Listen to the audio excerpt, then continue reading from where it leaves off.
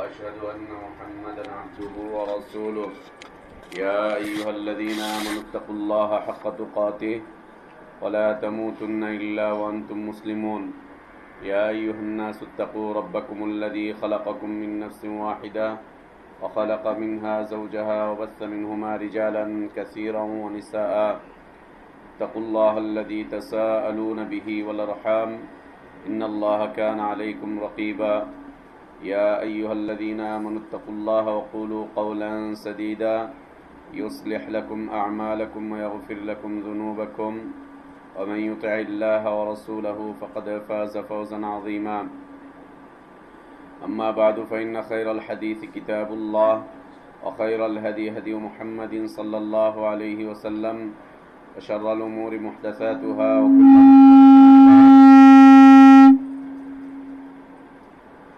وكل بدعة ضلالة وكل ضلالة في النار أعوذ بالله من الشيطان الرجيم بسم الله الرحمن الرحيم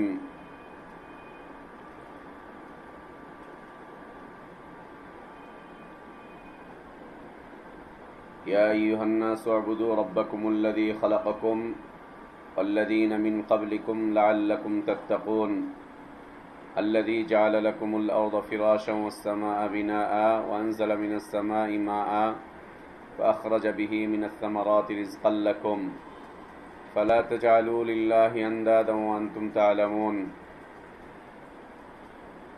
সমস্ত প্রশংসা যাবতীয় গুণগান একমাত্র কেবলমাত্র শুধুমাত্র আল্লাহ রব্বুল আলামিনের জন্য, যিনি আমাদেরকে মুসলিম করে সৃষ্টি করেছেন, যিনি আমাদের জন্য উত্তম হালাল রিজকের ব্যবস্থা করেছেন, যিনি আমাদেরকে বিশুদ্ধ হিদায়েতের পথে আহ্বান জানিয়েছেন, যিনি আমাদেরকে মৃত্যুদান করবেন, যিনি আমাদেরকে পুনরায় কিয়ামতের দিন তার সামনে হিসাবের কাঠগড়ায় দাঁড় করাবেন এবং বিশুদ্ধ ঈমান বিশুদ্ধ আমলের ভিত্তিতে যিনি আমাদেরকে নাজাত আর জাযা দান করবেন, সেই আল্লাহরই প্রশংসা আদায় করছি, যিনি আমাদেরকে প্রতি সপ্তাহের ন্যায় আজকেও দ্বীনি তালিমি মজলিসে একত্রিত হওয়ার তৌফিক দান করেছেন। আলহামদুলিল্লাহ। অসংখ্য অগণিত সালাত ও সালাম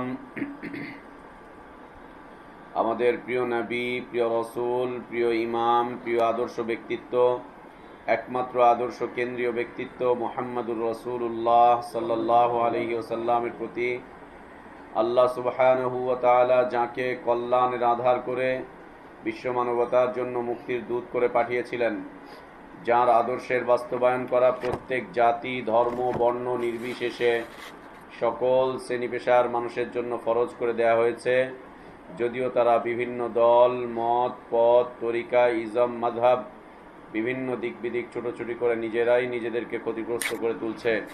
সে আদর্শ নবী, আদর্শ রসুল, আদর্শ ইমাম, আদর্শ দায়ী, আদর্শ ব্যক্তিত্বের প্রতি সালাত ও সালাম, যাঁর আদর্শের বাস্তবায়ন প্রকৃত হিদায়েত, কল্যাণ, নাজাত আর সফলতার পথ।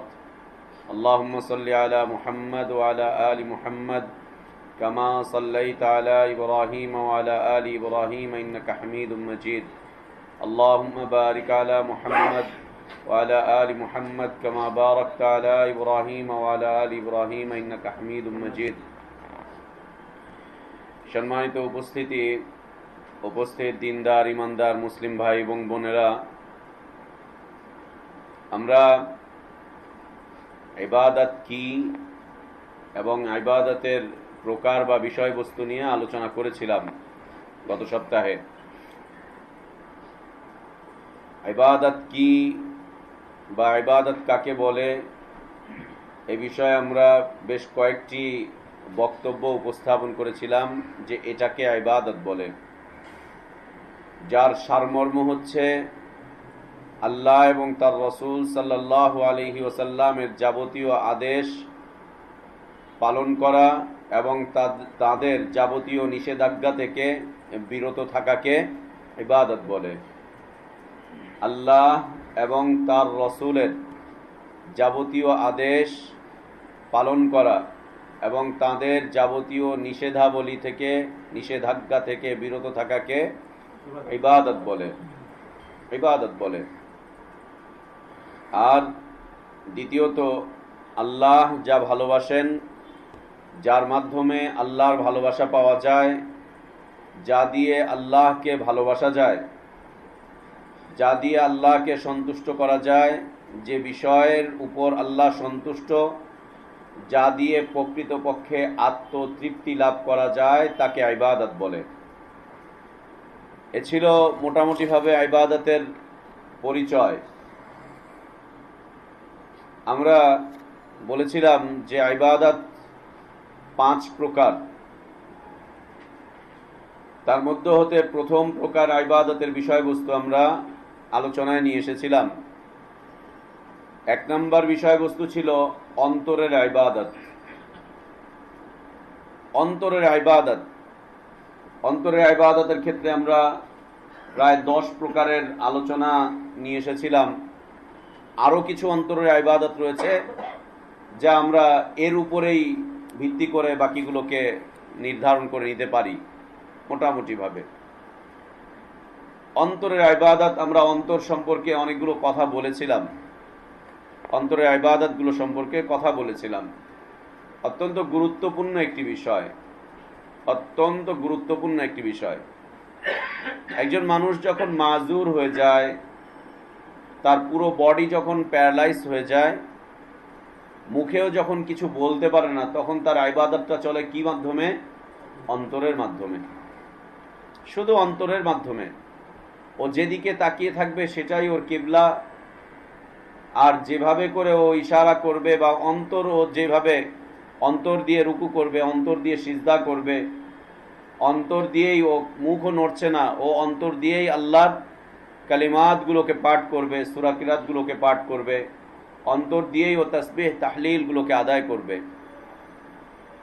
অন্তরের গুরুত্ব অত্যন্ত অপরিসীম, অত্যন্ত অপরিসীম।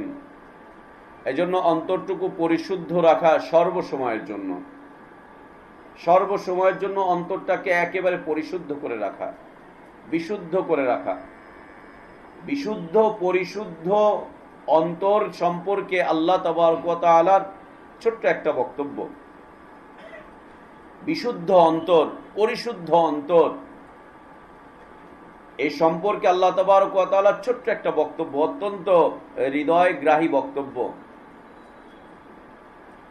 একজন মানুষ যখন মৃত্যুবরণ করে, ভালো অন্তরের মানুষ যখন মৃত্যুবরণ করে, মালাকুল মাউত যখন তার কাছে আসে তার রূহটাকে কবজ করতে, তখন সুন্দর করে তাকে সালাম দিয়ে বলে, ইয়া আইয়ুহান নাফসুল মুতমাইন্না,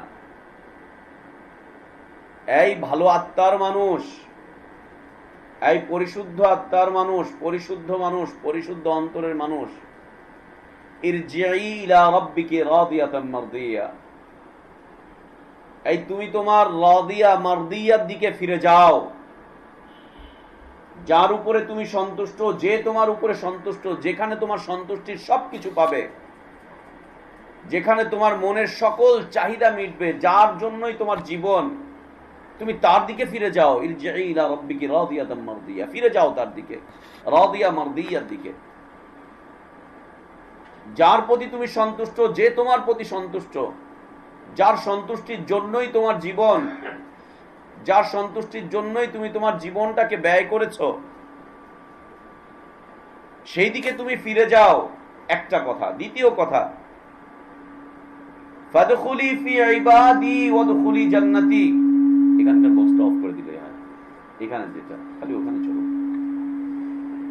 এখানের জন্য আল্লাহ আমার মাইকে ঠিক আছে।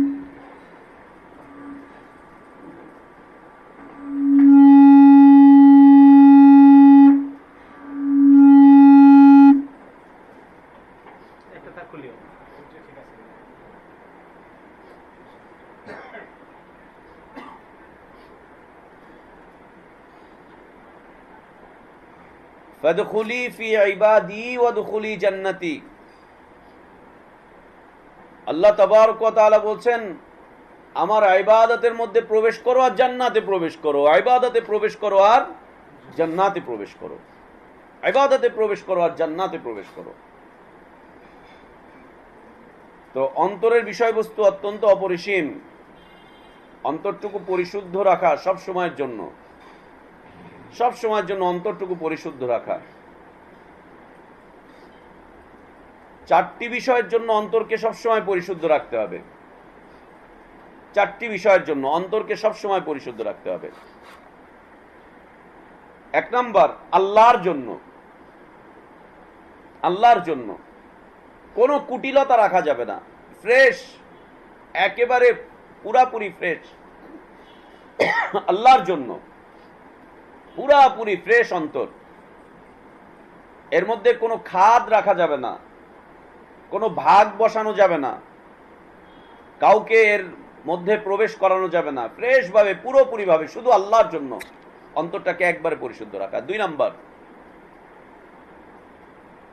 আল্লাহর রসুল সাল্লাল্লাহু আলাইহি ওয়াসাল্লামের জন্য, তার জন্য। কিভাবে? আমার অন্তরটুকু একেবারে বিশুদ্ধভাবে শুধুমাত্র রাসূলুল্লাহ সাল্লাল্লাহু আলাইহি ওয়াসাল্লামকে আদর্শ ব্যক্তিত্ব হিসাবে নিতে হবে, আর কাউকে না।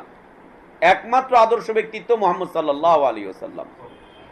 অন্তর দিয়ে বিশ্বাস করে নেওয়া যে আমার জীবনের জন্য দ্বিতীয় কোনো আদর্শ ব্যক্তিত্ব আসতে পারে না, দ্বিতীয় কোনো আদর্শ ব্যক্তিত্ব আসতে পারে না, সে যেই হোক না কেন। আমার আদর্শ ব্যক্তিত্ব হচ্ছে মুহাম্মদ সাল্লাল্লাহু আলাইহি ওয়াসাল্লাম। অন্তরটাকে পরিশুদ্ধ করে রাখা রাসূলুল্লাহ সাল্লাল্লাহু আলাইহি ওয়াসাল্লামের জন্য।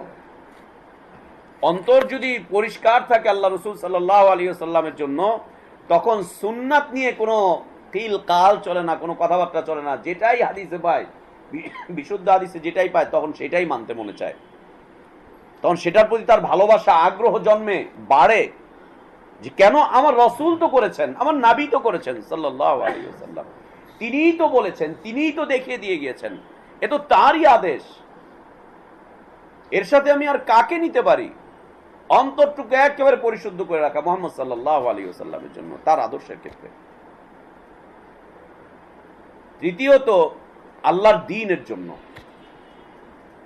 আল্লাহর দ্বীনের জন্য অন্তরটাকে সব সময় পরিশুদ্ধ রাখা। যেখানেই দ্বীনের বিষয়বস্তু, সেখানে সকল অনিষ্টতা থেকে, কুটিলতা থেকে, ষড়যন্ত্র থেকে, সবকিছু থেকে নিজের অন্তরটাকে একেবারে দূরে রাখতে হবে। যেখানেই আল্লাহর দ্বীন, যেখানেই আল্লাহর দ্বীনের বিষয়বস্তু, যেখানেই আল্লাহর দ্বীনের বক্তব্য, বিবৃতি, যেখানেই আল্লাহর দ্বীন পালনের বিষয়বস্তু, অন্তরটাকে একেবারে পরিশুদ্ধ করে রাখা। যে এখানে কোনো ষড়যন্ত্র করা আমার জন্য উচিত হবে না, এখানে কোনো ধরনের মিথ্যার আশ্রয় নেওয়া আমার জন্য উচিত হবে না, যেহেতু এটা আল্লাহর দ্বীন। এটা যদি মানব রচিত কোনো বিধান হয়, মানুষের তৈরি করা দ্বীন হয়, ধর্ম হয়, তো ভিন্ন বিষয়। এ তো আল্লাহর দ্বীন। আমি এখানে কোনো কিছু প্রবেশ করাতে পারবো না, কোনো কিছু কেটে ছেটে ফেলেও দিতে পারবো না। এখান থেকে কোনোটাকে আমি ঘৃণা করতে পারবো না, কোনোটাকে আমি বাদ দিতে পারবো না। যতটুকু আছে পরিপূর্ণভাবে অন্তর দিয়ে ভালোবেসে সেটাকে নিয়ে নিতে হবে। অন্তরটুকুকে ঠিক রাখা পরিপূর্ণভাবে আল্লাহর দ্বীনের জন্য অন্তর। যেখানেই আল্লাহর দ্বীনের জন্য কল্যাণমূলক কিছু করা যায় সেখানেই ঝাঁপিয়ে পড়া। যেখানেই আল্লাহর দ্বীনকে নিয়ে কোনো ধরনের মন্তব্য চলছে সেখানেই রুখে দাঁড়ানো, যতটুকু সম্ভব রুখে দাঁড়ানো। যেখানেই আল্লাহর দ্বীন নিয়ে আজে বাজে মন্তব্য চলছে সেখানেই ওখানে প্রোটেক্ট করে দেওয়া চলবে না। এটা আল্লাহর দ্বীন, যথাসাধ্য। চতুর্থ, সকল মুসলিম ভাই এবং বোনের জন্য অন্তরটাকে একেবারে পরিশুদ্ধ করে রাখা। মুসলিম মুমিন মুওয়াহিদ ভাই বোনদের জন্য এদের সাথে কোনো ধরনের ষড়যন্ত্রে না যাওয়া, কোনো ধরনের ষড়যন্ত্রে না যাওয়া, এদের সাথে কোনো ধরনের মিথ্যা কথা না বলা, এদের সাথে কোনো ধরনের কারসাজি না করা, এদের সাথে কোনো ধরনের ছল ছাতুরি না করা, এদের সাথে ওয়াদার খেলাফ না করা, এদেরকে কোনোভাবে না ঠকানো, অন্তরটুকুকে একেবারে পরিশুদ্ধ করে রাখা মুমিনিন ভাই বোনদের জন্য। আল্লাহ তাবারক ওয়া তাআলা কি সুন্দর করে দোয়া শিখিয়েছেন, রব্বানা গফির লানা যুনুবানা, আল্লাহ আপনি আমাদের গুনাহগুলোকে মাফ করে দেন। ওয়ালি ইখওয়ানিনা আল্লাযীনা সাবাকুনা বিল ঈমান, আল্লাহ আমার সেই সমস্ত ভাইদেরকেও আপনি মাফ করে দেন যারা ঈমানের ক্ষেত্রে আমাদের আগে চলে গিয়েছেন, আল্লাহ তাদেরকেও আপনি মাফ করে দেন। আল্লাহুম্মা আমিন।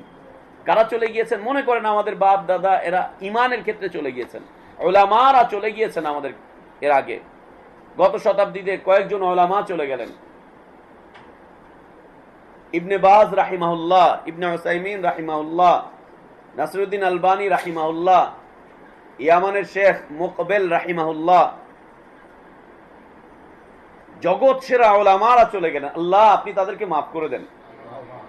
তার আগে চলে গেলেন মুহাম্মদ ইবনে আব্দুল ওয়াহাব রাহিমাহুল্লাহ, তার আগে চলে গেলেন এরকম যুগে যুগে যুগে যুগে যত মুমিন মুমিনাত চলে গিয়েছে, আল্লাহ তাদেরকে মাফ করে দেন। অন্তর থেকে এই বিষয় রাখা। আর কি, ওয়ালা তাজআল ফি কুলুবিনা গিল্লাল লিল্লাযিনা আমানু, আল্লাহ মুমিন ভাই বোনদের জন্য যারা ঈমান এনেছে আপনার প্রতি, যারা আপনার প্রতি ঈমান এনেছে, আপনার কিতাবকে যারা বিশ্বাস করেছে, আপনার দ্বীনকে যারা বিশ্বাস করেছে, আপনার রাসূলের উপরে যারা ঈমান এনেছে, তাকদীরকে যারা মেনে নিয়েছে, আখিরাতকে যারা মেনে নিয়েছে, আল্লাহ তাদের ব্যাপারে আমাদের অন্তরগুলোকে আপনি ব্যাকা করেন না, আমাদের অন্তরগুলোকে আপনি ষড়যন্ত্রের অন্তর বানিয়েন না আপনি আমাদের অন্তরগুলোতে তাদের ব্যাপারে ঘৃণা বিদ্বেষ আপনি দিয়েন না। আল্লাহর কাছে দোয়া করতে আল্লাহ শিখিয়েছেন। তোমরা দোয়া করো মুমিন ভাই বোনদের ক্ষেত্রে।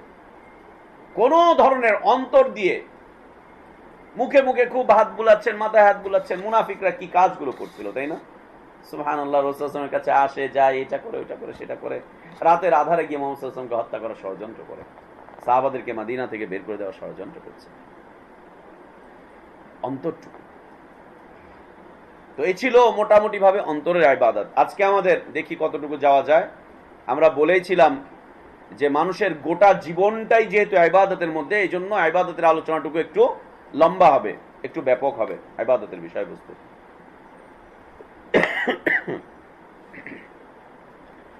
আজকে আমাদের আলোচনার বিষয়বস্তু হচ্ছে মৌখিক ইবাদত,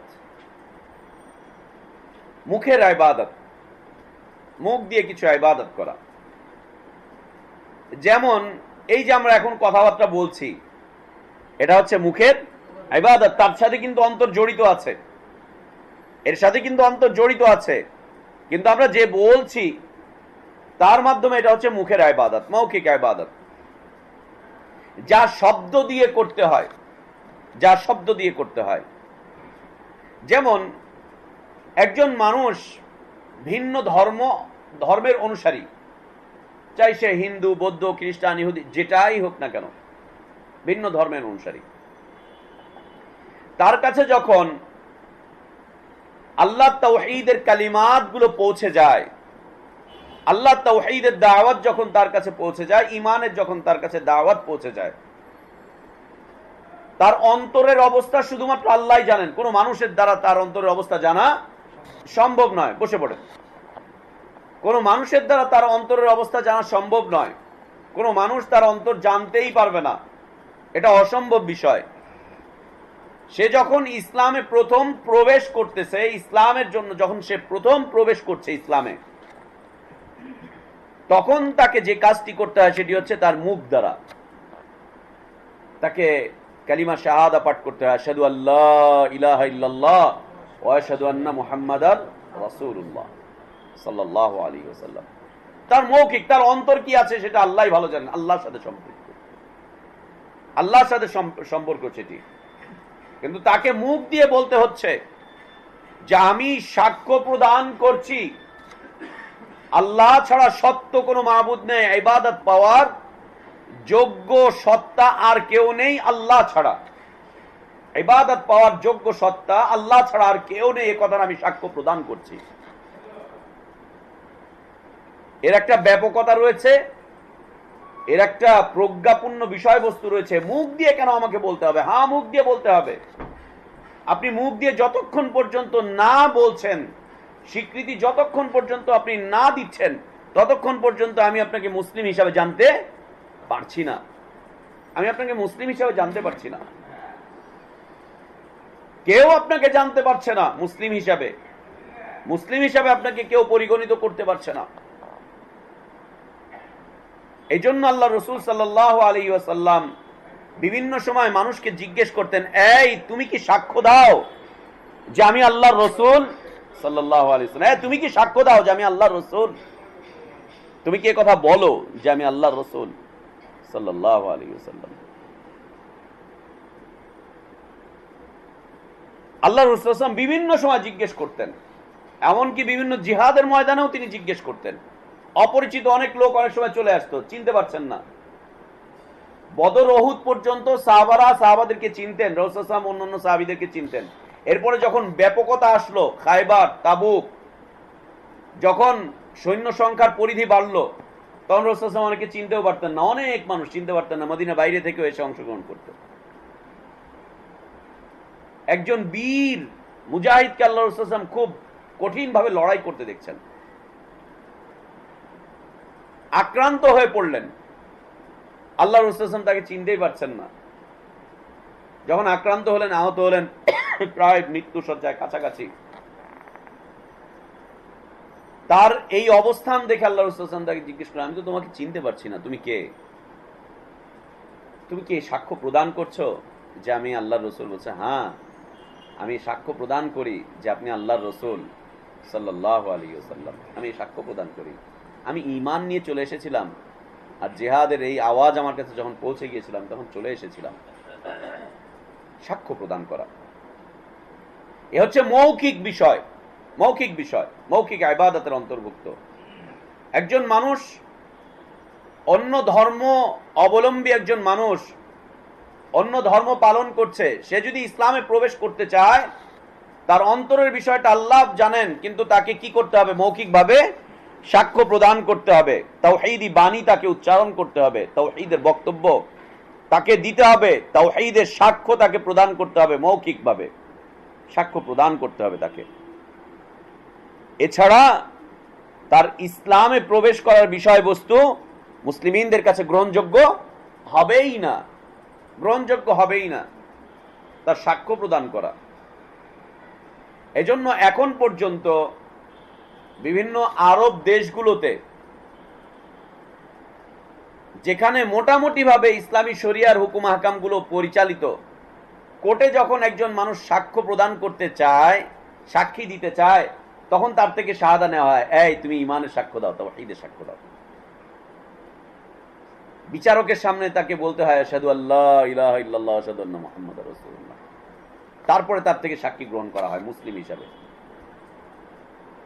মুসলিম হিসাবে। তারপরে আমরা যেমনটা বলি, যাহা বলিব সত্য বলিব, কোথাও মিথ্যা বলিব না, এই বলিয়া যা মানে বলছি তো এটা মাশাআল্লাহ, কিন্তু যিনি বলেন তিনি 100% মিথ্যা বলেন, যিনি শোনেন তিনিও 100% মিথ্যাই শোনেন। আর যিনি মাঝখান দিয়ে ওকালতি করেন, ওরা তো বলার অপেক্ষায় রাখে না, মাশাআল্লাহ, পেশাটাই মিথ্যার উপরে। নিরপরাধ একজন মানুষ যুগ যুগ ধরে জেলের কাস্টডিতে ঝুলছে, নিরপরাধ মানুষগুলো ফাঁসির কাস্টডিতে ঝুলছে। এর কারণ কি? কারণ শাহাদা না বোঝা, সাক্ষ্য না বোঝা, যে সাক্ষ্য কি জিনিস, সাক্ষ্য কি জিনিস। খুব কঠিন একটা বিষয়, খুব কঠিন একটা বিষয়, না বোঝা।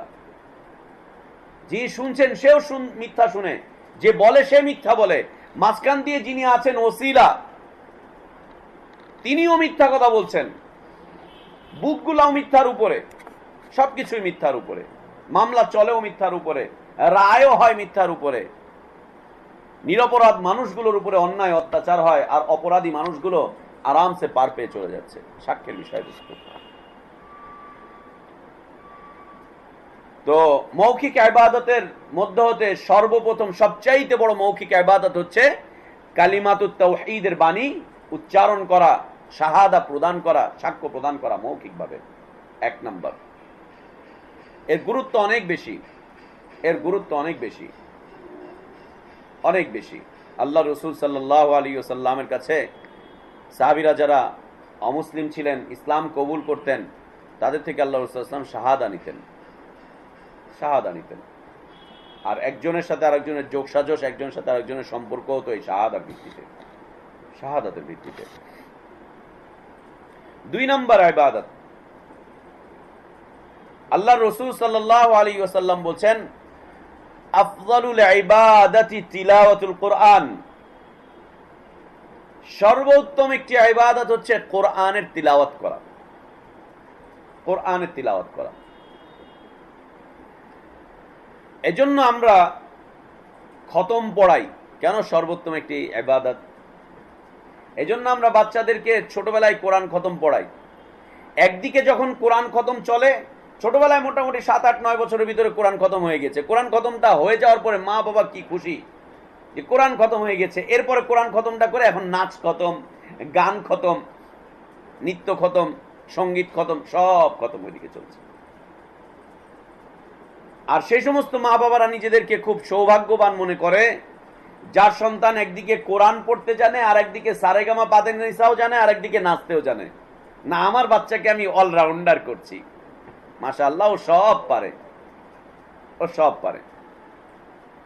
কিছুদিন আগে একটা প্রশ্ন এসেছিল আগারগাঁও থেকে, যে আমি আমার বাচ্চাটাকে ইসলামী নাচ শিখাতে চাই, ইসলামী নৃত্য শিখাতে চাই, ইসলামী নৃত্য তো শিখাতে চাই, তা আমি কি করবো? বলছে শিখাচ্ছিও, ইসলামী নাচ শিখায়, ইসলামী নৃত্য শিখায়। এটা কিভাবে, কেমনি কি? আমি হতবাক হয়ে গেলাম যে এটা কি, ইসলামী নাচটা আবার কি জিনিস? তো বলছে যে যেই পরিবেশে নাচটা শেখানো হয় পুরো পরিবেশটাই ইসলামী। কেমন? আমি আমার মেয়েটাকে বোরকা পরিয়ে নিয়ে যাই, কেউ দেখে না, বোরকা পরিয়ে নিয়ে আসি, আর যিনি নাচ শিখান তিনিও মহিলা, তিনিও মহিলা। এই অবস্থায় আমি আমার মেয়েটাকে নাচ শিখাচ্ছি, আপনি এই বিষয়ে কি বলেন? আপনি যেটা শিখাচ্ছেন এই বিষয়ে আমার আর কি বলার আছে? আপনি তো করছেন, এই বিষয়ে আমার বলার কি আছে? হতভম্ব হওয়ার মতো বিষয়বস্তু। উনি ওনার সন্তানদেরকে অলরাউন্ডার করছে, অলরাউন্ডার করছে। আমার এলাকার ইমাম সাহেবের কাছে আমাদের এলাকারই এক ভাই, সে দোয়া করার জন্য টাকা দিল, তারপর মসজিদে মিষ্টি পাঠালো, হুজুর মিলাদ পড়া দিন। হুজুরও মিলাদ পড়িয়ে দিল, মাশাআল্লাহ। হুজুরকে বলে পাঠিয়েছে যে প্রতিযোগিতা আছে আমার মেয়ের, প্রতিযোগিতায় যাতে পাশ করে। হুজুরও পড়িয়ে দিল মিলাদ, প্রতিযোগিতায় পাশ করে। খবর নিয়ে যেটা জানলাম সেটা হচ্ছে যে তার মেয়ে গানের অনুষ্ঠান, গানের প্রতিযোগিতায়, যে ক্লোজ আপের কি যেন হয়েছে না ধানমন্ডিতে, ওইখানে অংশগ্রহণ করছে, হুজুরে দিয়ে মিলাদ পড়াইছে, হুজুরও দোয়া করছে, মেয়েও পাশ করছে।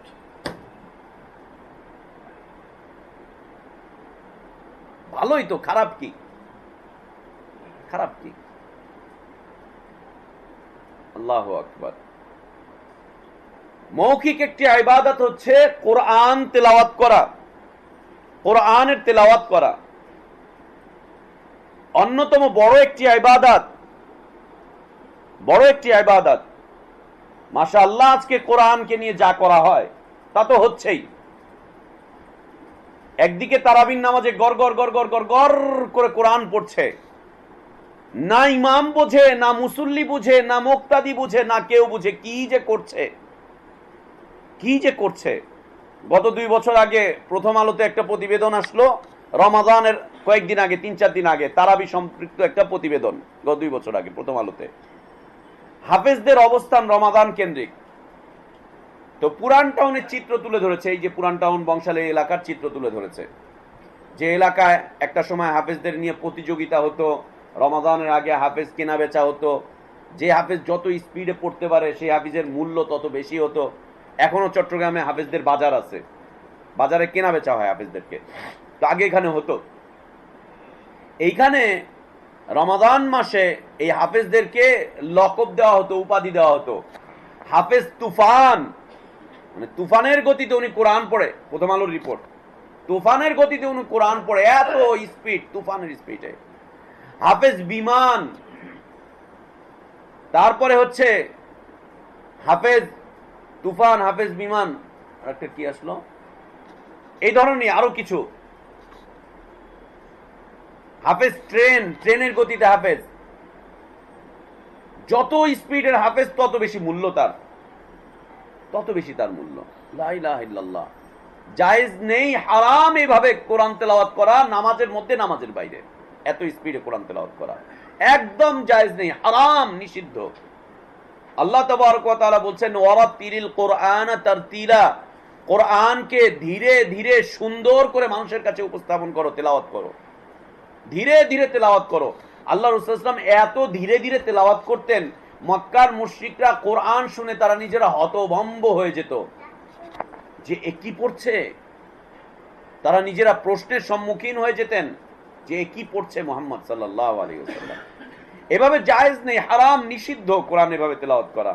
এটা ইবাদতের অন্তর্ভুক্ত নয়, আমরা ছোটবেলায় দেখেছি মাইক লাগিয়ে সবিনা পড়া হতো। সবিনা দেখেছেন মুরব্বীরা কেউ? মাইক লাগিয়ে, এখন কমেছে, ঢাকায় কমে গিয়েছে, গ্রামে গঞ্জে কিছু চলে, সবিনা পড়তো। ওয়াল্লাহ, কোরআন চুরি করা হয় সেখানে, আপনারা জানেন না? কোরআন চুরি করা হয়। 10টা আয়াত পড়ে 5টা আয়াত ছেড়ে দেয়, তারপরে পড়তেছে, এই করছে, ওই করছে, সেই করছে। আর এভাবে করে সারা রাত ধরে কোরআন তেলাওয়াত করা, মাইকে গড় গড় গড় গড় করা নিষিদ্ধ, হারাম, একেবারেই নিষিদ্ধ। এরপরে কোরআন তেলাওয়াতের জন্য লোক ভাড়া করে নিয়ে আসা, এক খতম, 1 ঘন্টায় খতম। 10 জনকে নিয়ে এসে 1 ঘন্টায় বাড়িতে বসিয়ে কোরআন খতম করে দিচ্ছে, ওরা টাকা নিয়ে চলে যাচ্ছে, খেয়ে দিয়ে চলে যাচ্ছে। নিষিদ্ধ, হারাম এভাবে কোরআন তেলাওয়াত করা, একেবারেই বৈধ নয়। এটা ইবাদতের অন্তর্ভুক্ত নয়, এটার জন্য আল্লাহর কাছে জবাবদিহি করতে হবে। এভাবে কোরআন তেলাওয়াত নয়, এভাবে কোরআন তেলাওয়াত নয়। অরাত্তিলিল কোরআন তারতিলা, তারতিলের সাথে ধীরে সুস্থে বুঝে বুঝে বুঝে বুঝে কোরআনের তেলাওয়াত করো। যারা কোরআন বুঝেছেন তারা এই আয়াতের অর্থ করেছেন ওয়ারাত্তিলিল কোরআন তাওহীদা, কোরআন এমন ভাবে তেলাওয়াত করো যে কোরআনের প্রত্যেকটা আয়াত থেকে তুমি আল্লাহর তাওহীদ বুঝতে পারো, আল্লাহকে চিনতে পারো, আল্লাহর রাসূলকে চিনতে পারো, আল্লাহর দ্বীনকে চিনতে পারো, কিয়ামত চিনতে পারো, আখিরাত চিনতে পারো, নবুয়ত চিনতে পারো, রিসালাত চিনতে পারো। এমন ভাবে তুমি কোরআন পড়ো। ওয়ারাত্তিলিল কোরআন তাওহীদা অর্থ করেছেন তারা যে এমন ভাবে তুমি কোরআন তেলাওয়াত করো যে কোরআন থেকে তুমি আল্লাহর তাওহীদ বুঝতে পারো, আল্লাহর একত্ব বুঝতে পারো, আল্লাহর দ্বীনটুকু বুঝে নিতে পারো, আল্লাহর পক্ষ থেকে আসা নিয়ামতটুকু বুঝে নিতে পারো। কোরআন এমন ভাবে তুমি তিলাওয়াত করো, এমন ভাবে তুমি তিলাওয়াত করো। আখিরাত বুঝতে পারো, দুনিয়ার বিষয়াদি তুমি বুঝতে পারো, রিসালাত বুঝতে পারো, এমন ভাবে তুমি কোরআন তেলাওয়াত করো। লা ইলাহা ইল্লাল্লাহ। কে বুঝি আমরা কোরআন? কে বুঝি আমরা কোরআন? কে বুঝি? কয়জন বুঝি কোরআন? বলার অপেক্ষাই রাখে না। একটা সময় তো তাও আমরা ছোটবেলায় কোরআন তেলাওয়াত শুনতে পেতাম। আমরা যখন ছোট ছিলাম তখন ফজরের নামাজ পড়ে আসতাম, আসার পরে আব্বা এসে চিল্লাতো, এই কোরআন পড়া হয়েছে, কোরআন না পড়লে নাস্তা খাওয়া বন্ধ, নাস্তা চলবে না। এটা ছিল আমাদের সমাজের চিত্র। এরপরে ফজরের পরে যখন আমরা রাস্তার আশপাশ দিয়ে যেতাম তখন প্রায় বাড়ির মধ্যে থেকে আওয়াজ পেতাম, গুনগুন গুনগুন করে কোরআন পড়ছে, কেউ না কেউ কোরআন পড়ছে, গুনগুন করে কোরআন পড়ছে, আওয়াজ পাওয়া যেত। এখনো মাশাআল্লাহ আওয়াজ পাওয়া যায় বাড়ি থেকে। কি? রবীন্দ্রসঙ্গীত চলছে, রবীন্দ্রসঙ্গীত চলছে, অথবা ধিমধাম করে বাড়ি চলছে, অথবা হিন্দি গান চলছে, এই সেই চলছে। একটা সময় আমরা ছোটবেলায় কোরআন শুনতে পেতাম রাস্তা দিয়ে, মহল্লা দিয়ে যাওয়ার সময়, আর এখন আমরা কি শুনতে পাই? গান বাদ্য সকালবেলায় শুনতে পাচ্ছি। বাস্তব এটা। এর অর্থ কি? অর্থ হচ্ছে কোরআন বিদায় নিয়েছে পরিবার থেকে, বিদায় নিয়েছে পরিবার থেকে। কোরআন পরিবারে সব আছে, কোরআনটুকু নেই। আর একটা সময় ছিল পরিবারে অন্য কিছু না থাকলে অন্তত পক্ষে কোরআনটুকু থাকতো, কোরআনটুকু থাকতো। বাবারা তার ছেলেদেরকে বিয়ে করাতে নিয়ে যেতেন, গিয়ে বাড়িতে জিজ্ঞেস করতেন, মা তুমি কোরআন পড়তে পারো? তাই না? জিজ্ঞেস করতেন কোরআন পড়তে পারে কিনা। মেয়ের বাপকে জিজ্ঞেস করা হতো, আপনার মেয়েকে কোরআন পড়তে পারে, কোরআন পড়া শিখিয়েছেন? হ্যাঁ কোরআন পড়তে পারে, ব্যাস বিয়ে হয়ে যেত। কোরআন পড়তে পারে কিনা। আর মেয়ের বাবারা জিজ্ঞেস করতো, ছেলে নামাজ পড়ে? ছেলে নামাজ পড়ে, এটা জিজ্ঞেস করতো। আর এখনকার চিত্র হচ্ছে, পরে পড়ে নিবে ইনশাআল্লাহ, সমস্যা নেই, ঠিক হয়ে যাবে, ঠিক হয়ে যাবে। কোরআন তেলাওয়াত করা এটি অন্যতম একটি ইবাদত। আল্লাহ রাসূল সাল্লাল্লাহু আলাইহি ওয়াসাল্লাম বলছেন যে কোরআনের প্রত্যেকটা হরফে হরফে আল্লাহ তাবারক ওয়া তাআলা 10টি করে নেকি দান করবেন, সওয়াব দান করবেন। প্রত্যেকটা হরফে 10টি করে নেকি দান করবেন। কোরআন পড়বো, সওয়াব পাবো, এতে কোনো সন্দেহ নেই, সওয়াব আমরা পেয়ে যাব, কোরআন পড়বো। কিন্তু কোরআন যদি না বুঝে পড়ি তাহলে মুনাফিকরাও কোরআন পড়তো, মুনাফিকরাও কোরআন শুনতো, তারাও কোরআন পড়তো, তারাও কোরআন শুনতো। ফায়দাটা কি? ফায়দাটা কি? ইন্ডিয়াতে গেলে আপনারা দেখতে পাবেন অনেক হিন্দুরা কোরআন পড়তে জানে, কোরআন শিখেছে, কোরআন পড়তে জানে। অমুসলিমদের যে দাওয়াত আমাদের দেশে চলছে ইসলামকে ধ্বংস করার জন্য, তারা বেশ কিছু ওলামা তৈরি করে, অমুসলিম ওলামা তৈরি করে এদেশে পরিচালিত করে দিয়েছে, ছেড়ে দিয়েছে মুসলিমদের ইমানগুলোকে ধ্বংস করে দেওয়ার জন্য। বিশেষ করে রংপুর অঞ্চল, খাগড়াছড়ি অঞ্চল, ওই অঞ্চলগুলোতে মুসলিম লেবাসধারী অমুসলিমরা তাদের দাওয়াতের কাজ করে যাচ্ছে, খ্রিস্ট ধর্মের কাজ করে যাচ্ছে কোরআনের মাধ্যমে, কোরআন দিয়ে কোরআন পড়াচ্ছে।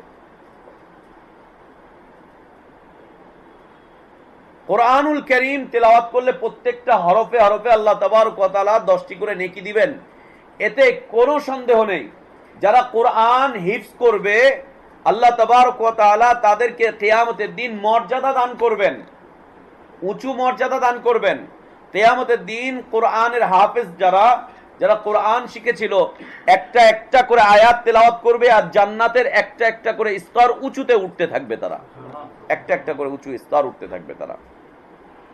এই ফজিলত অন্য কাউকে দেওয়া হয়নি, কোন ইঞ্জিনিয়ার, কোন ব্যারিস্টার, কোন ডাক্তার, কাউকে এই ফজিলত দেওয়া হয়নি যে তুমি ডাক্তার তুমি উঁচুতে উঠবা, তুমি ইঞ্জিনিয়ার উঁচুতে উঠবা না। যারা কোরআন পড়েছে, কোরআন বুঝেছে, কোরআনের উপরে আমল করেছে, কোরআন মুখস্থ করেছে, তাদের জন্য এই ফজিলত। প্রত্যেকটা আয়াত তেলাওয়াত করবে আর উঁচু স্তরে উঠতে থাকবে, উঁচু স্তরে উঠতে থাকবে, এক একটা তালা উঠতে থাকবে উপর দিকে। কোরআন পড়া, কোরআন পড়া। আমরা একটা কথা বলে থাকি যে কোরআন পড়বেন সওয়াব পাবেন, এতে কোনো সন্দেহ নেই, কোনো সন্দেহ নেই। এত কোরআন পড়া হচ্ছে, সমাজ কিন্তু বদলাচ্ছে না। প্রতিদিন প্রেস থেকে কোরআনের নতুন নতুন এডিশন বের হয়ে আসতেছে, বাজারে কোরআন পাওয়া যাচ্ছে, মানুষ কোরআন কিনে কিনে নিয়ে যাচ্ছে, কিন্তু তারপরে কোরআনের সাথে মানুষের মুআমালাতটা কি? এরপরে মুআমালাতটা কি মানুষের? টেলিভিশন প্রতিদিন মোছা হয়, বাড়ির ডেস্ক সেট প্রতিদিন মোছা হয়, শোকেস প্রতিদিন মোছা হয়, গল্পের বইগুলোকে প্রতিদিন মোছা হয়, সবকিছু প্রতিদিন ধরা হয়, দেখা হয়, বাড়ির ফ্লোরটুকু প্রতিদিন মুছে পরিষ্কার করা হয়।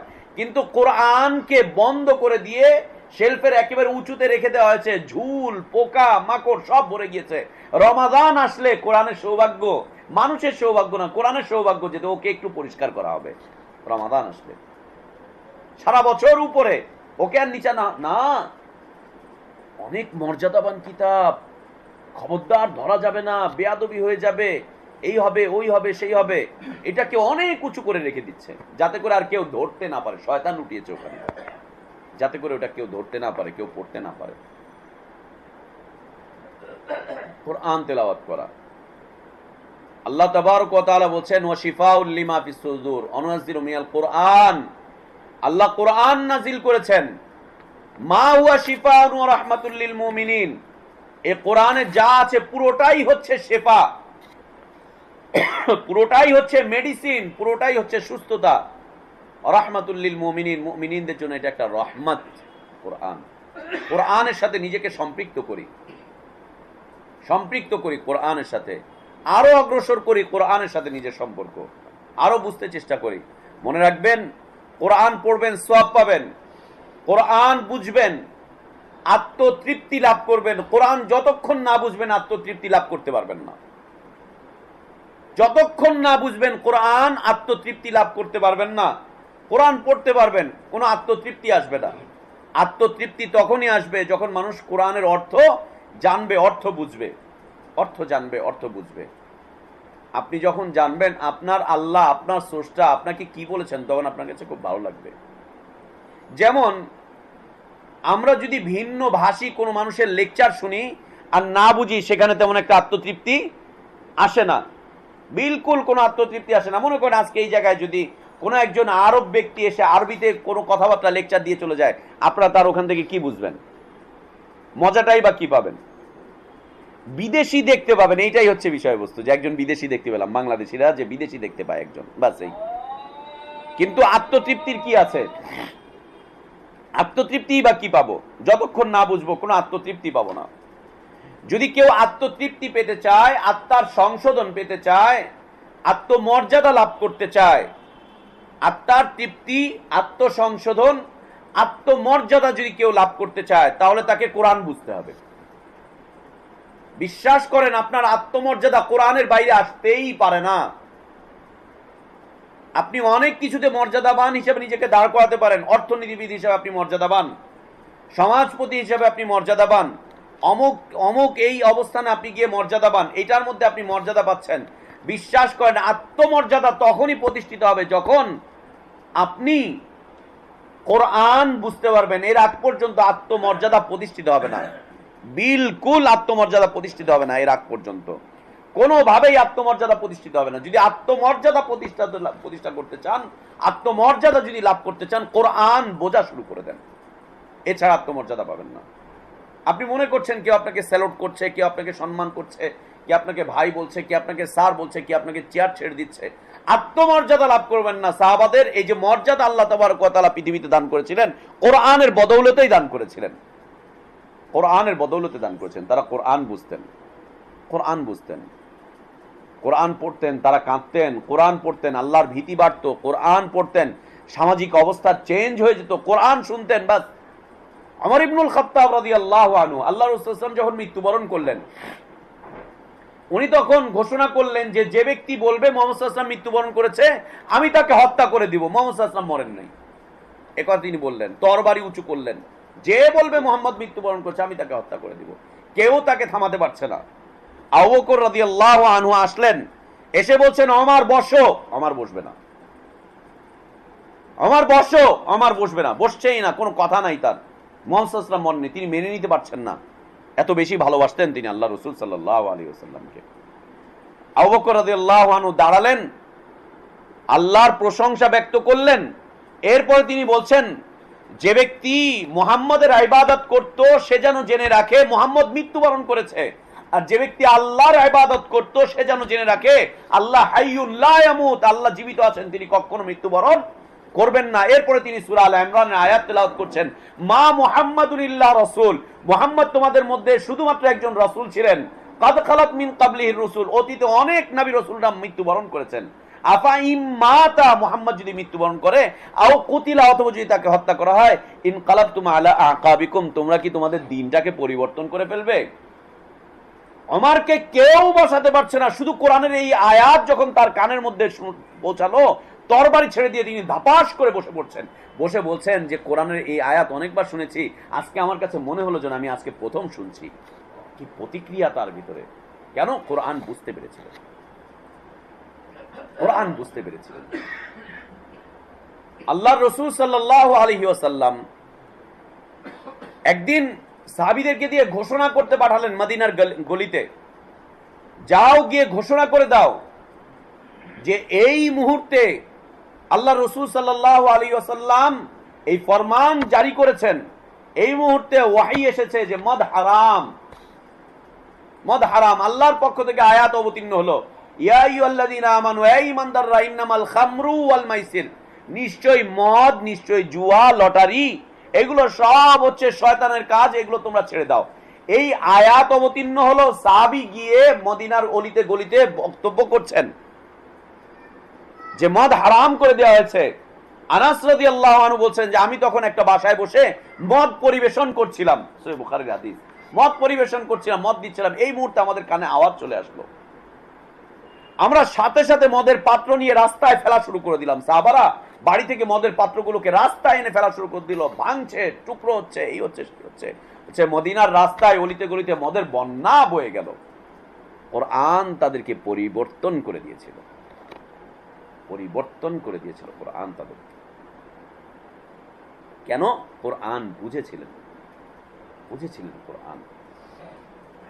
না বোঝার বিষয়বস্তু না, না বোঝার বিষয়বস্তু না। আল্লাহ না বোঝার জন্য কোরআন অবতীর্ণ করেননি, আল্লাহ বোঝার জন্য কোরআন অবতীর্ণ করেছেন। তার প্রমাণ হচ্ছে পৃথিবীর সকল ভাষায় কোরআনের অনুবাদ আল্লাহ করিয়ে দিয়েছেন। পৃথিবীর এমন একটা ভাষা পাওয়া যাবে না যে ভাষায় কোরআনের অনুবাদ নেই, এমন একটা ভাষা পাওয়া যাবে না যে ভাষায় কোরআনের অনুবাদ নেই। এ দিয়ে প্রমাণ এটাই যে কোরআন বুঝতে হবে, কোরআন বুঝতে হবে। কোরআন না বোঝা পর্যন্ত আত্মতৃপ্তি, আত্মমর্যাদা, আত্মসম্মানবোধ, আত্মসংশোধন কোনোদিন হতে পারে না, কখনো হতে পারে না। বড় মৌলবী পীর সাহেব কি বলেছে তা বুঝে, আল্লাহ কি বলেছে তা বুঝে না। ইমাম কি বলেছে তা বুঝে, আল্লাহ কি বলেছেন তা বুঝে না। মাযহাবের বক্তব্য বোঝে, আল্লাহর বক্তব্য বোঝে না। তরিকার বক্তব্য বোঝে, আল্লাহর বক্তব্য বোঝে না। নেতার কথা বোঝে, আল্লাহর কথা বোঝে না। এজন্য সংশোধন হয় না। আর আল্লাহ তাবারক ওয়া তাআলা এই না বোঝার কারণে মৌলবীদেরকে অপমানিতও করছেন, লাঞ্ছিতও করছেন, অপদস্থও করছেন। কোরআন বোঝার বিষয়। কোরআন পড়বো, সওয়াব পাবো। কোরআন বুঝবো, আত্মতৃপ্তি, আত্মসংশোধন, আত্মমর্যাদা। তিনটা জিনিস, আত্মতৃপ্তি, আত্মসংশোধন, আত্মমর্যাদা।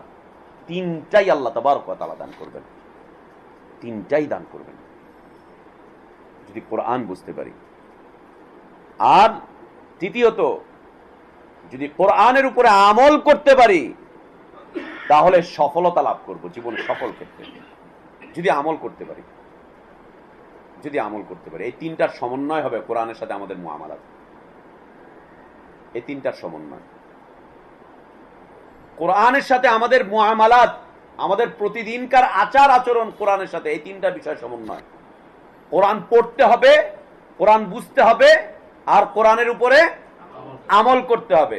কোরআন পড়তে হবে, বুঝতে হবে, আমল করতে হবে। এই তিনটার সমন্বয়ে কোরআনের সাথে আমাদের মুআমালাত।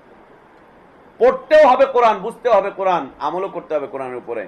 আমরা আমাদের দেশের মসজিদগুলোতে আমরা যখন নামাজ পড়তে যাই, নামাজে তখন খালি হাই উতাস থাকে, আর শেষ করছে না কেন, এই করছে না কেন, সেই করছে না কেন। আর ইমাম সাহেব ও মাশাআল্লাহ 4 রাকাত নামাজ পড়াতে 2.5 থেকে 3 মিনিট লাগে। সোহরাওয়ার্দী হাসপাতালের মসজিদে কয়েকদিন আগে জোহরের নামাজ পড়তে গেছি, 4 রাকাত নামাজ পড়াতে লেগেছে 2.5 মিনিট। 2.5 মিনিটে 4 রাকাত নামাজ শেষ। লা ইলাহা ইল্লাল্লাহ। একটা সময় নামাজ দাঁড়িয়েছে, আমি অজু করতেছি, অজু করে আস্তে আস্তে 4 রাকাত নামাজ শেষ মাত্র 2.5 মিনিটে। ঘড়ির দিকে তাকিয়ে দেখলাম যে 2.5 মিনিট সময় লাগলো ওনার নামাজ শেষ করতে, 4 রাকাত নামাজে। আস্তাগফিরুল্লাহ ওয়া আতুবু ইলাইহি। কেন? কোরআন বোঝে না, কোরআন বোঝে না। কোরআন না বোঝার কারণে ওনারও মজা নাই, অন্যেরও মজা নাই।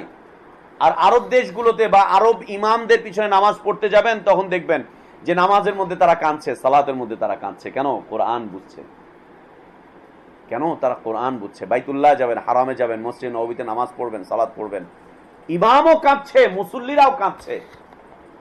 ইমামও কাঁদে, মুসল্লিও কাঁদে। কেন? উভয়ের চোখ ভিজে যায়, ইমাম সাহেবের তেলাওয়াত আটকে যায়, কণ্ঠ রুদ্ধ হয়ে যায় তেলাওয়াত করতে করতে। কেন? কোরআন বুঝে, কোরআন বুঝে। কোরআনের সাথে আমাদের মুআমালাত কি হবে? কোরআনের সাথে আমাদের মুআমালাত হচ্ছে কোরআন পড়তে হবে, কোরআন বুঝতে হবে, কোরআনের উপরে আমল করতে হবে, কোরআনের উপরে আমল করতে হবে। কিভাবে আমল করব? সাহাবারা যেভাবে আমল করেছিলেন, নিজের মতো করে না, নিজের মতো করে না, নিজের মন মতো করে না। নিজের মন মতো মানে কোরআন খতম হচ্ছে নিজের মন মতো, নিজের মন মতো মানে ছবি না পড়া হচ্ছে নিজের মন মতো, নিজের মন মতো মানে মরে গেছে তখন কোরআনটাকে নিয়ে, ওই বেটা মরে গেছে, এরপরে ওর কানের মধ্যে এসে কোরআন পড়ে পড়ে শোনাচ্ছে। বেটা জীবনেও কোরআন শুনে নেই, ও আজীবন রবীন্দ্র সঙ্গীত শুনতো, মরে যাওয়ার পরে হুজুর এসে ওর কানের মধ্যে কোরআন শোনায়। কি আশ্চর্য কথা! আশ্চর্য হুজুর এদেশের, তাজ্জব করা হুজুর এদেশের। বেটা জীবনেও কোরআন পড়েনি, কোরআন পড়তেও যায় না, কোরআন শুনতেও না। ও শুনতো গান, বাদ্য, এইটা ওইটা সেইটা। ও মরে গেছে, ব্যাস এখন হুজুর এসে ওর কানের ভিতরে কোরআন পড়ে শোনাচ্ছে। শোনেন, শুনবেন না কেন? জীবন্ত অবস্থায় যখন শুনেন নাই, মরার পরে আপনি শুনেন। লা ইলাহা ইল্লাল্লাহ। হারাম। কবরের সামনে দাঁড়িয়ে দাঁড়িয়ে কোরআন পড়ছে। হুজুর নিয়ে গেছে বাবার জন্য একটু দোয়া করাতে, হুজুর বলতে আলহামদু শরীফ পাঠ করেন 3 বার, কুলু আল্লাহ শরীফ 7 বার, অমুক শরীফ এইবার, ওইবার সেইবার, ব্যাস কোরআন পড়ে এখন হুজুর ওইখানে গিয়ে দোয়া করছে। কবরের জন্য আল্লাহ কোরআন পাঠিয়েছেন, কবরস্থানের জন্য আল্লাহ কোরআন পাঠিয়েছেন, মৃত ব্যক্তির জন্য আল্লাহ কোরআন পাঠিয়েছেন না? সূরা ইয়াসিন আল্লাহ বলেন লিউযিরা মান কানা হাইয়ান। এ কোরআন পথ নির্দেশনা দান করে, ভীতি প্রদর্শন করে মান কানা হাইয়ান, যে জীবিত আছে। জীবিত ব্যক্তির জন্য কোরআন, মরা মানুষের জন্য কোরআন নয়। মরা মানুষের জন্য কোরআন নয়, জীবিত মানুষের জন্য হচ্ছে কোরআন। লা ইলাহা ইল্লাল্লাহ। এরপরে তো কোরআন নিয়ে আরো কত ব্যবসা বাণিজ্য, এটা ওইটা সেটা আছেই, নিষিদ্ধ, এগুলো নিষিদ্ধ। তো কোরআন তেলাওয়াত করা এটা হচ্ছে মৌখিক ইবাদতের অন্তর্ভুক্ত, মৌখিক ইবাদতের অন্তর্ভুক্ত। 3 নম্বর,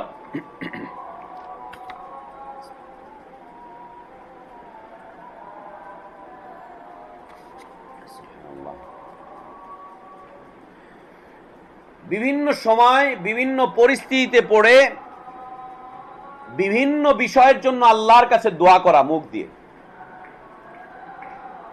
বিভিন্ন সময় বিভিন্ন পরিস্থিতিতে পড়ে, বিভিন্ন অবস্থায় পড়ে মৌখিকভাবে আল্লাহর কাছে দোয়া করা, আল্লাহর কাছে দোয়া করতে থাকা, আল্লাহর কাছে দোয়া করা, মৌখিকভাবে যে দোয়াগুলো করা হচ্ছে, এটি অন্যতম একটি ইবাদত। আল্লাহ রসুল সাল্লাল্লাহু আলাইহি ওয়াসাল্লাম বিভিন্ন পরিস্থিতিতে পড়ে বিভিন্ন সময় বিভিন্ন দোয়া করেছেন, বিভিন্ন দোয়া করেছেন। আল্লাহ রসুল সাল্লাল্লাহু আলাইহি ওয়াসাল্লামের আগে আম্বিয়া আলাইহিমুস সালাতু ওয়াস সালামগণ তারাও দোয়া করেছেন, তারাও দোয়া করেছেন। ইউনুস আলাইহিস সালাতু ওয়াস সালাম তিনি পানিতে নেমে পড়লেন, নদীতে নেমে পড়লেন, মাছ তাকে গিলে ফেলল, মাছের পেটের ভিতরে তিনি চলে গেলেন।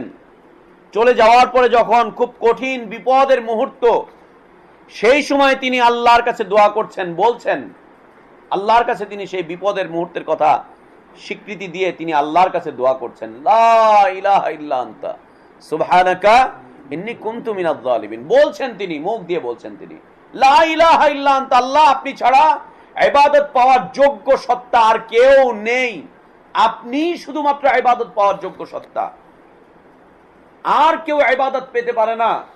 আপনারই ইবাদত করি, আপনার কাছেই চাচ্ছি, আপনার কাছেই দোয়া করছি, আপনার কাছেই ফরিয়াদ করছি। আল্লাহ আমি অপরাধ করে ফেলেছি, আল্লাহ আমি অপরাধ করে ফেলেছি। আল্লাহর কাছে তিনি বলছেন, আল্লাহ আমি অপরাধ করে ফেলেছি, ইন্নী কুনতু মিনাজ জালিমিন, আমি অপরাধ করে ফেলেছি আল্লাহ। আল্লাহর কাছে এই কথা বলে তিনি দোয়া করছেন, আল্লাহ তাবারক ওয়া তাআলা সাথে সাথে তার দোয়া কবুল করে নিচ্ছেন, মৌখিকভাবে দোয়া।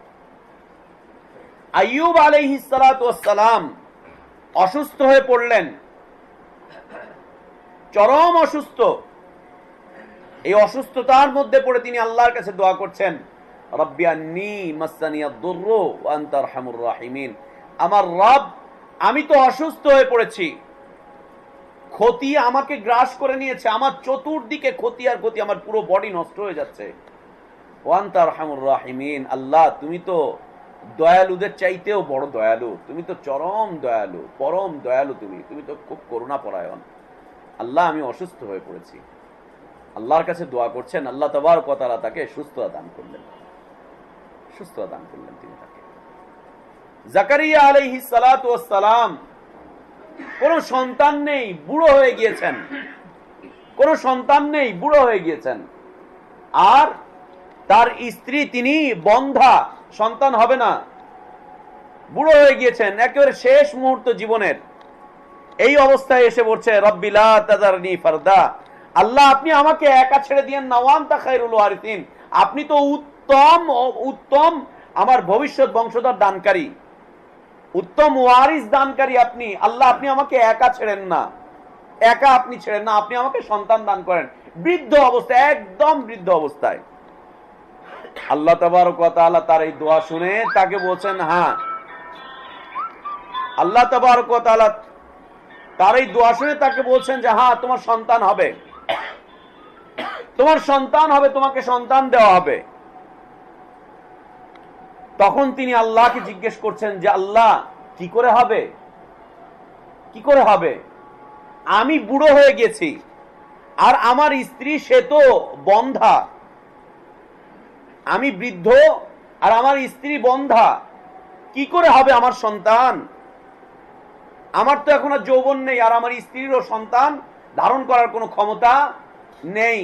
আল্লাহ তাবারক ওয়া তাআলা তাকে উত্তর করে বলছেন, কালা কাযালিকা, এমনিই হবে তোমার সন্তান, এমনিই হবে তোমার সন্তান। হুয়া কালা কাযালিকা কালা রাব্বুকা, তোমার রব বলছেন হুয়া আলাইয়া হাইয়িন, তোমাকে সন্তান দেওয়া তার জন্য একেবারে সামান্য একটা পাতলা একটা বিষয়, ছোট্ট একটা বিষয়, নরমাল একটা বিষয়, কিছুই না তোমাকে একটা সন্তান দেওয়া। তোমাকে সন্তান দেওয়া কোনো বিষয়ই না, তোমাকে আমি সন্তান দিতে পারি, তোমার স্ত্রী বন্ধা অবস্থায় সন্তান পাবে, আর তুমি বৃদ্ধ অবস্থাতেও সন্তান পাবে। পৃথিবী যদিও মনে করছে তোমার সন্তান হবে না, এটা আমার জন্য সামান্য একটা বিষয়। অকাদ খালাকতুকা মিন ক্বাবলু ওয়া লাম তাকু শাইয়্যা, আরে জাকারিয়া তুমি কি মনে করছো তোমার থেকে তোমার সন্তান আসবে? আর তোমাকে তো আমি সৃষ্টি করেছিলাম, তুমি তো কিচ্ছু ছিল না, অনস্তিত্ব থেকে আমি তোমাকে অস্তিত্বে এনেছি, আর এখন তোমাকে আমি সন্তান দিব, এটা কোনো একটা বিষয় নাকি? এটা কোনো একটা বিষয় নাকি? দোয়া করছে আল্লাহর কাছে, দোয়া করছেন আল্লাহর কাছে। আল্লাহু আকবার। আল্লাহর রাসূল সাল্লাল্লাহু আলাইহি ওয়াসাল্লাম বিভিন্ন পরিস্থিতিতে পড়ে আল্লাহর কাছে দোয়া করছেন, আল্লাহর কাছে দোয়া করছেন। ইব্রাহিম আলাইহিস সালাতু ওয়াস সালাম আল্লাহর কাছে দোয়া করছেন, সুবহানাল্লাহ, আল্লাহর কাছে তিনি দোয়া করছেন। ইব্রাহিম আলাইহিস সালাতু ওয়াস সালামকে আল্লাহ তাবারক ওয়া তাআলা অনেকগুলো পরীক্ষা নিয়েছিলেন, একটা দুইটা না, অনেকগুলো পরীক্ষা নিয়েছিলেন। আল্লাহ বলছেন ওয়াইদ ইবতালা ইব্রাহিম রাব্বুহু বিকালিমাত, আল্লাহ অনেকগুলো পরীক্ষা নিয়েছেন তার থেকে, ফাতাম্মাহুন্না, সে সবগুলো পরীক্ষায় 100% পাস করেছিল। ইব্রাহিম বলে কথা, পাস করেছিল আলাইহিস সালাতু ওয়াস সালাম। তার একটা পরীক্ষা হচ্ছে ছোট্ট বাচ্চা এবং একজন নারী এবং শিশু, একটা বাচ্চা, তাকে নিয়ে এমন একটা জায়গায় রেখে যেতে হবে যেখানে কোনো মানুষের বসবাস নেই। আল্লাহর আদেশ আসলো, ইব্রাহিম আলাইহিস সালাতু ওয়াস সালাম, মা হাজার আলাইহিস সালাতু ওয়াস সালাম এবং ইসমাইল আলাইহিস সালাতু ওয়াস সালাম দুগ্ধপোষ্য একটা বাচ্চা, ছোট্ট বাচ্চা, মাত্র ভূমিষ্ঠ হয়েছে। একে রেখে দিয়ে চলে আসতে হবে কোথায়? বাইতুল্লাহর কাছে। ইব্রাহিম ইসলাম কোনো টেল কাল কিচ্ছু করলেন না। কেন রাখবো আল্লাহ, কিভাবে রাখবো আল্লাহ, কেমন হবে আল্লাহ, সেখানে থাকার জায়গা আছে নাকি আল্লাহ, কোনো কথাবার্তা নেই। আল্লাহ আদেশ করেছেন, বাস নিয়ে চলে গিয়েছে। এই জন্য আমরা বলছিলাম যে অন্তরটাকে পরিশুদ্ধ রাখা কার জন্য? আল্লাহর জন্য, আল্লাহর আদেশ, বাস। উনি ওখানে রেখে চলে আসছেন। মা হাজার আলাইহিস সালাতু ওয়াস সালাম পিছন থেকে বলছেন যে আপনি যে এখানে রেখে চলে যাচ্ছেন এমনি এমনি নাকি আল্লাহর আদেশ? তিনি মাথা নাড়িয়ে বলছেন হ্যাঁ আল্লাহর আদেশ, ব্যাস চলে গেলেন। মানুষ তো কষ্ট লাগার কথা। আল্লাহ তাবারক ওয়া তাআলা একজন নারীকে 4 স্তর বিশিষ্ট নিরাপত্তা দান করেছেন। কয় স্তরের নিরাপত্তা? 4 স্তরের নিরাপত্তা দান করেছেন একজন নারীকে, পুরুষকে এটা দেননি। এটা আল্লাহর পক্ষ থেকে মর্যাদা নারীর জন্য। নারীবাদী আন্দোলন যারা করছে ওদের কাছে কোনো দলিল নেই। 4 স্তর বিশিষ্ট নিরাপত্তা একজন নারীর জন্য আল্লাহর পক্ষ থেকে। প্রথমত বাবার পক্ষ থেকে নিরাপত্তা, বাবা তাকে নিরাপত্তা দিতে হবে। প্রত্যেকটা বাবা, তার উপরে দায়িত্ব হচ্ছে তার মেয়ের সার্বিক নিরাপত্তার বিধান করা। দ্বিতীয়ত তার ভাই তাকে নিরাপত্তা দিতে হবে, বাবা দিবে নিরাপত্তা, ভাই দিবে নিরাপত্তা। তৃতীয়ত তার হাজবেন্ড তাকে 100% নিরাপত্তা দিতে হবে। কিসের নিরাপত্তা? যাতে মার্কেটে আরামসে যেতে পারে, তাই না? রমজান মাস আসবে, আপনি কর্মব্যস্ত মানুষ, আপনার মার্কেটিং এর দায়িত্ব এই মানে দয়াটা উনি আপনাকে করে দিচ্ছেন যে কোনো সমস্যা নাই, তুমি তোমার কাজের মধ্যে থাকো। আর আপনিও খুব খুশি, মাশাআল্লাহ, আমার এই টেনশনের জীবনে আমাকে কত হেল্প করেছে। প্রতিনিয়ত মাছ কিনতে যায়, বা এটা কিনতে যায়, বাজারে যায়, ঘাটে যায়, মিটিংয়ে যায়, ক্লাবে যায়, সামাজিক বিধানগুলো রাখে, অ্যাপার্টমেন্টে কত মিটিং টিটিং, ওইগুলো সেই দেখে, আমার ওয়াইফই দেখে, মাশাআল্লাহ। নিরাপত্তার সাথে ছেড়ে দিয়েছেন। আপনি বাড়িতে ঢুকেন আর উনিও বাড়ি থেকে বের হয়ে যায়, খটখট খটখট করে। কোথায় যাচ্ছে? আমার একটু অ্যাপয়েন্টমেন্ট আছে, মাশাআল্লাহ। এই নিরাপত্তা নয়, নিরাপত্তা হচ্ছে আল্লাহর দ্বীন পালনের নিরাপত্তা, আল্লাহর হুকুম হাকাম পালনের নিরাপত্তা, তার ইজ্জত সম্মান আবরুর নিরাপত্তা, সার্বিক রক্ষণাবেক্ষণ তার জন্য তার হাজবেন্ড তাকে দিতে হবে। চতুর্থ হচ্ছে তার সন্তানের মাধ্যমে আল্লাহ তাবারক ওয়া তাআলা একজন নারীকে নিরাপত্তা দান করেছেন। একটা ছেলে যখন বালেগ হয়ে যায়, যখন মায়ের কোনো বাবা নাই, মায়ের ভাই নেই, মায়ের স্বামী নেই, তখন ছেলে মায়ের গার্জিয়ান হয়ে যাবে, ছেলে কামাই করে আনবে, মা আরামসে বসে বসে খাবে। ছেলে মায়ের চতুর্দিক থেকে সম্মানের খেয়াল রাখবে। 4 স্তর বিশিষ্ট নিরাপত্তা দিয়েছেন। এই নারীকে আল্লাহ তাবারক ওয়া তাআলা ঘরের ভিতরে রাখতে বলেছেন, আদেশ করেছেন। পুরুষ বাইরে থাকবে, নারী ঘরের ভিতরে থাকবে। এর পরেও ইব্রাহিম আলাইহিস সালাতু ওয়াস সালামকে আদেশ করা হচ্ছে যে তিনি যেন তার স্ত্রীটাকে রেখে দিয়ে চলে যান ওখানে।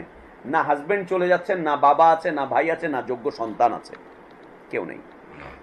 চলে যাচ্ছেন, আড়াল হয়ে গিয়ে দোয়া করছেন, আল্লাহ এই এলাকায় তো কোনো খাদ্য নেই, আল্লাহ এই এলাকায় পানীয় নেই, আল্লাহ এই এলাকায় কোনো নিরাপত্তাও নেই, এলাকায় কোনো মানুষ নেই।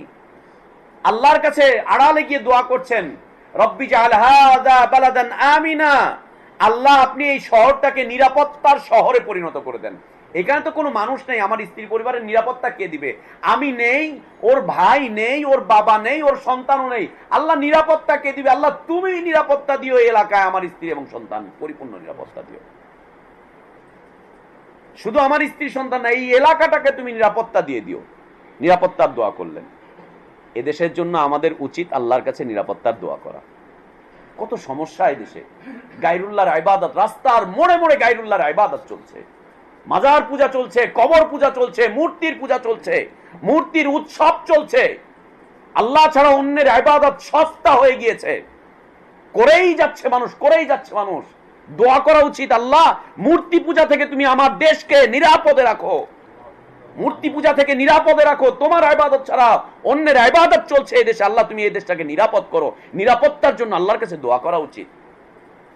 তোমার রাসূলের আদর্শগুলোকে ছেড়ে দিয়ে অন্যের আদর্শ দিয়ে দেশ ভরে গিয়েছে, আল্লাহ অন্যের আদর্শ থেকে এই দেশটাকে তুমি হেফাজত করো। আমাদের এই দেশটাকে তুমি তোমার রাসূলের আদর্শে গড়ার তৌফিক দান করো। দোয়া করা উচিত আল্লাহর কাছে। আল্লাহ এদেশ তো আমাদের, আল্লাহ এদেশ আমাদেরকে দান করেছেন, এদেশের জন্য আমাদের কিছু আছে, আল্লাহর কাছে দোয়া করা উচিত।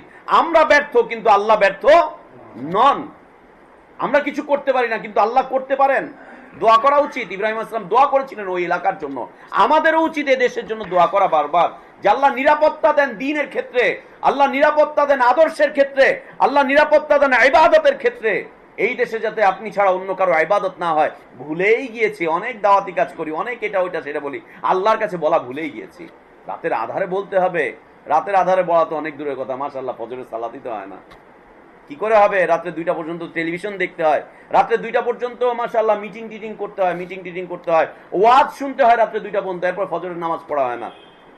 রাত্রে 2টা 2:30 পর্যন্ত ওয়াজ শুনি, লেকচারারদের লেকচার শুনি, ক্লাসের অ্যাসাইনমেন্ট করি, এইটা করি ওইটা করি সেটা করি, অনেক কিছু রেকর্ডিং করি। ফজরের সময় মাশাআল্লাহ ঘুমাচ্ছি, আমি দায়ী, আল্লাহর পথের দায়ী আমি, মানুষ ঘুমাচ্ছি।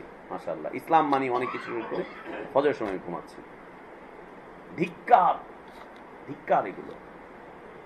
আল্লাহর কাছে দোয়া করা উচিত। ইব্রাহিম সাহেব দোয়া করছেন, রব্বি জাআল হাযা বালাদান আমিনা, আল্লাহ এই শহরকে আপনি নিরাপত্তা শহর করেন। আমরা আজকে দোয়া করি আল্লাহর কাছে, আল্লাহ আপনি আমার এই দেশে নিরাপত্তা দান করেন, আল্লাহ নিরাপত্তা দান করেন, আল্লাহ নিরাপত্তা দান করেন, আল্লাহ নিরাপত্তা দান করেন, আল্লাহ ঈমানের নিরাপত্তা, দ্বীনের নিরাপত্তা দান করেন, আমিন। এরপরে বলছেন আল্লাহর কাছে, অরযুক আহলাহু মিনাস সামারাত, আল্লাহ এই এলাকায় যে মানুষগুলো আছে এদের তো খাদ্যটাদ্য আমি কিছুই দেখলাম না, আল্লাহ আপনি এদেরকে রিজিক দান করেন ফল দিয়ে, খালি ফল দিয়ে রিজিক দান করেন, ভাত চাল যাতে রান্না করে না লাগে, আল্লাহ ফল পাঠায় দেন, খালি ফল খাক, আরামসে খালি ফল খাক এখানে বসে বসে। সুবহানাল্লাহ। ইব্রাহিম ইসলামের দোয়া আল্লাহ তাবারক ওয়া তাআলা কবুল করলেন। আর কেন দোয়া করলেন? নিরাপত্তার জন্য কেন দোয়া করেছেন? আর খাদ্যের নিরাপত্তার জন্য কেন দোয়া করছেন? লাআল্লাহুম ইয়াশকুরুন, আল্লাহ যাতে করে তারা তোমার শুকরিয়া আদায় করতে পারে। সাদের লাউ বানাইলো মনে ডুগডুগি বৈরাগী, আস্তাগফিরুল্লাহ ওয়া আতুবু ইলাইহি, খায় আল্লাহর নিয়ামত আর বলছে এটা ওইটা সেটা। আল্লাহর কাছে দোয়া করা বিভিন্ন পরিস্থিতিতে পড়ে। ইব্রাহিম আলাইহিস সালাম দোয়া করলেন, আল্লাহ তাবারক ওয়া তাআলা সেখানে খাদ্য পাঠালেন, নিরাপত্তা দান করলেন, পানি দান করলেন। মা হাজার আলাইহিস সালাতু ওয়াস সালাম সেই এলাকার প্রধান হয়ে গেলেন। অন্যরা এসে বসবাস করে, তার কাছে অনুমতি চায়। আল্লাহ তাবারক ওয়া তাআলা এমন নিরাপত্তা দান করলেন তাকে, এমন নিরাপত্তা দান করলেন তাকে যে কেউ তার দিকে চোখ উঠিয়ে তাকাবার মতো সাহসও পায়নি, এমন নিরাপত্তা তাকে দান করেছিলেন। দোয়া করা বিভিন্ন পরিস্থিতিতে পড়ে, দোয়া করতে থাকা। আল্লাহ রাসূল সাল্লাল্লাহু আলাইহি ওয়াসাল্লাম আবু জাহেলের জন্য হেদায়েতের দোয়া করছেন আল্লাহর কাছে, মক্কার মুশরিকদের জন্য হেদায়েতের দোয়া করছেন আল্লাহর কাছে, ওমর ইবনুল খাত্তাব রাদিয়াল্লাহু আনহুর হেদায়েতের জন্য দোয়া করছেন আল্লাহর কাছে, আল্লাহু আকবার। তায়েফ থেকে একটা প্রতিনিধি দল আসলো, এসে বলছে, জি ইয়া রাসূলুল্লাহ, এই যে দাউস গোত্র, এই গোত্রের কাছে আমরা ঈমানের দাওয়াত পৌঁছেছি, এই পৌঁছেছি, এরা ঈমান গ্রহণই করতে চায় না, ইসলাম নিতে চায় না। ইয়া রাসূলুল্লাহ, আপনি বদদোয়া করেন এদের জন্য, আপনি বদদোয়া করেন। আর এই মুসলিম যারা এসে রাসূলকে বলছেন আপনি বদদোয়া করেন, তারা বলছেন যে আল্লাহ ওদেরকে তুমি ধ্বংস করে দাও, বলছে রাসূল আল্লাহর কাছে হাত তুলে দোয়া করছেন, আল্লাহ দাউস গোত্রকে তুমি আমার কাছে ফিরিয়ে দাও, আল্লাহ দাউস গোত্রকে তুমি মুমিন বানিয়ে দাও, মুসলিম বানিয়ে দাও। মাত্র কয়েকদিনের মধ্যেই পুরো গোত্র একসাথে সেই ইসলাম কবুল করে নিচ্ছে। এদেশের মানুষের জন্য কয়দিন দোয়া করেছে, আল্লাহ হেদায়েত দাও, আল্লাহ হেদায়েত দাও, এই খাজা গাজা যেগুলো আছে আল্লাহ হেদায়েত দাও, এই পীর মুর্শিদ যেগুলো আছে হেদায়েত দাও, আল্লাহ যে মৌলবীরা ইসলামকে ধ্বংস করছে এগুলোকে হেদায়েত দাও। কয়দিন দোয়া করতে পেরেছি, ঘৃণা আসে, দোয়া করতে পেরেছি কয়দিন। দোয়া করতে আল্লাহ রাসূল সাল্লাল্লাহু আলাইহি ওয়াসাল্লাম কঠিন কঠিন সময় পরে আল্লাহর কাছে দোয়া করতেন, কাঁদতেই থাকতেন। বদরের যুদ্ধের ময়দানে, যুদ্ধের আগের দিন রাতে আল্লাহ রাসূল সাল্লাল্লাহু আলাইহি ওয়াসাল্লাম সারা রাত আল্লাহর কাছে দাঁড়িয়ে থেকে দোয়া করলেন, কাঁদলেন। সারা রাত দাঁড়িয়ে থেকে দোয়া করছেন, কাঁদছেন, আল্লাহর কাছে বলছেন আল্লাহুম্মা ইন তুহলিকা হাযিহিল ইসাবা লা তু'বাদ আবাদা। আল্লাহ, এই স্বল্প সংখ্যক মানুষ এ নিয়ে আমরা এখানে এসেছি, এরা যদি আজকে ধ্বংস হয়ে যায়, শেষ হয়ে যায়, এই দুনিয়াতে তোমার ইবাদত করার মতো আর তো কেউ থাকবে না, কাউকেই তো আর দেখতে পাচ্ছি না, আল্লাহ গো তুমি বিজয় দান করো। কাঁদছেন, দোয়া করছেন। আবু বকর রাদিয়াল্লাহু আনহু এসে রাসূল সাল্লাল্লাহু আলাইহি ওয়াসাল্লামের এই কান্না দেখে বলছেন, ইয়া রাসূলুল্লাহ, আপনি আর কাঁদবেন না, আল্লাহ আপনার দোয়া কবুল না করে পারেন না, আপনার দোয়া কবুল করছেন, আর কাঁদবেন না। দোয়া করছেন আল্লাহর কাছে। আল্লাহ রাসূল সাল্লাল্লাহু আলাইহি ওয়াসাল্লাম আল্লাহর কাছে দোয়া করলেন, যখন চরম আক্রান্ত হলেন, তায়েফের ময়দানে যখন তাকে মেরে একেবারে শেষ করে দেওয়া হচ্ছে, রক্তে রঞ্জিত হয়ে পড়ছেন, তখন আল্লাহর কাছে তিনি দোয়া করছেন যে আল্লাহ গো, আমার এই জাতি তো চেনে না আমাকে, আল্লাহ গো, আমার এই জাতি তো বোঝে না আমাকে, এরা তো কিছুই জানে না, কিছুই বোঝে না, আল্লাহ আপনি এদেরকে হেদায়েত দান করেন। আল্লাহুম্মা হদি কওমি ফাইন্নাহুম লা ইয়ালামুন। আল্লাহ, এই জাতি কিছুই বোঝে না, না আমাকে চিনেছে, না আমার উপরে যা এসেছে রিসালাত তা চিনেছে, না তোমার দ্বীন চিনেছে, না তোমাকে চিনেছে, আল্লাহ এরা তো কিচ্ছু জানে না, আল্লাহ তুমি এদেরকে হেদায়েত দান করো। আল্লাহর কাছে দোয়া করছেন, দোয়া করছেন আল্লাহর কাছে। দোয়া করা আজকে আমরা ভুলেই গিয়েছি। মা বোনরা যারা আছেন, ভাইরা যারা আছেন, মনে রেখেন আল্লাহ রাসূল ইসলাম জীবনের প্রত্যেকটা পদে গিয়ে দোয়া করতেন, প্রত্যেকটা পদে গিয়ে দোয়া করছেন, প্রত্যেকটা পদে।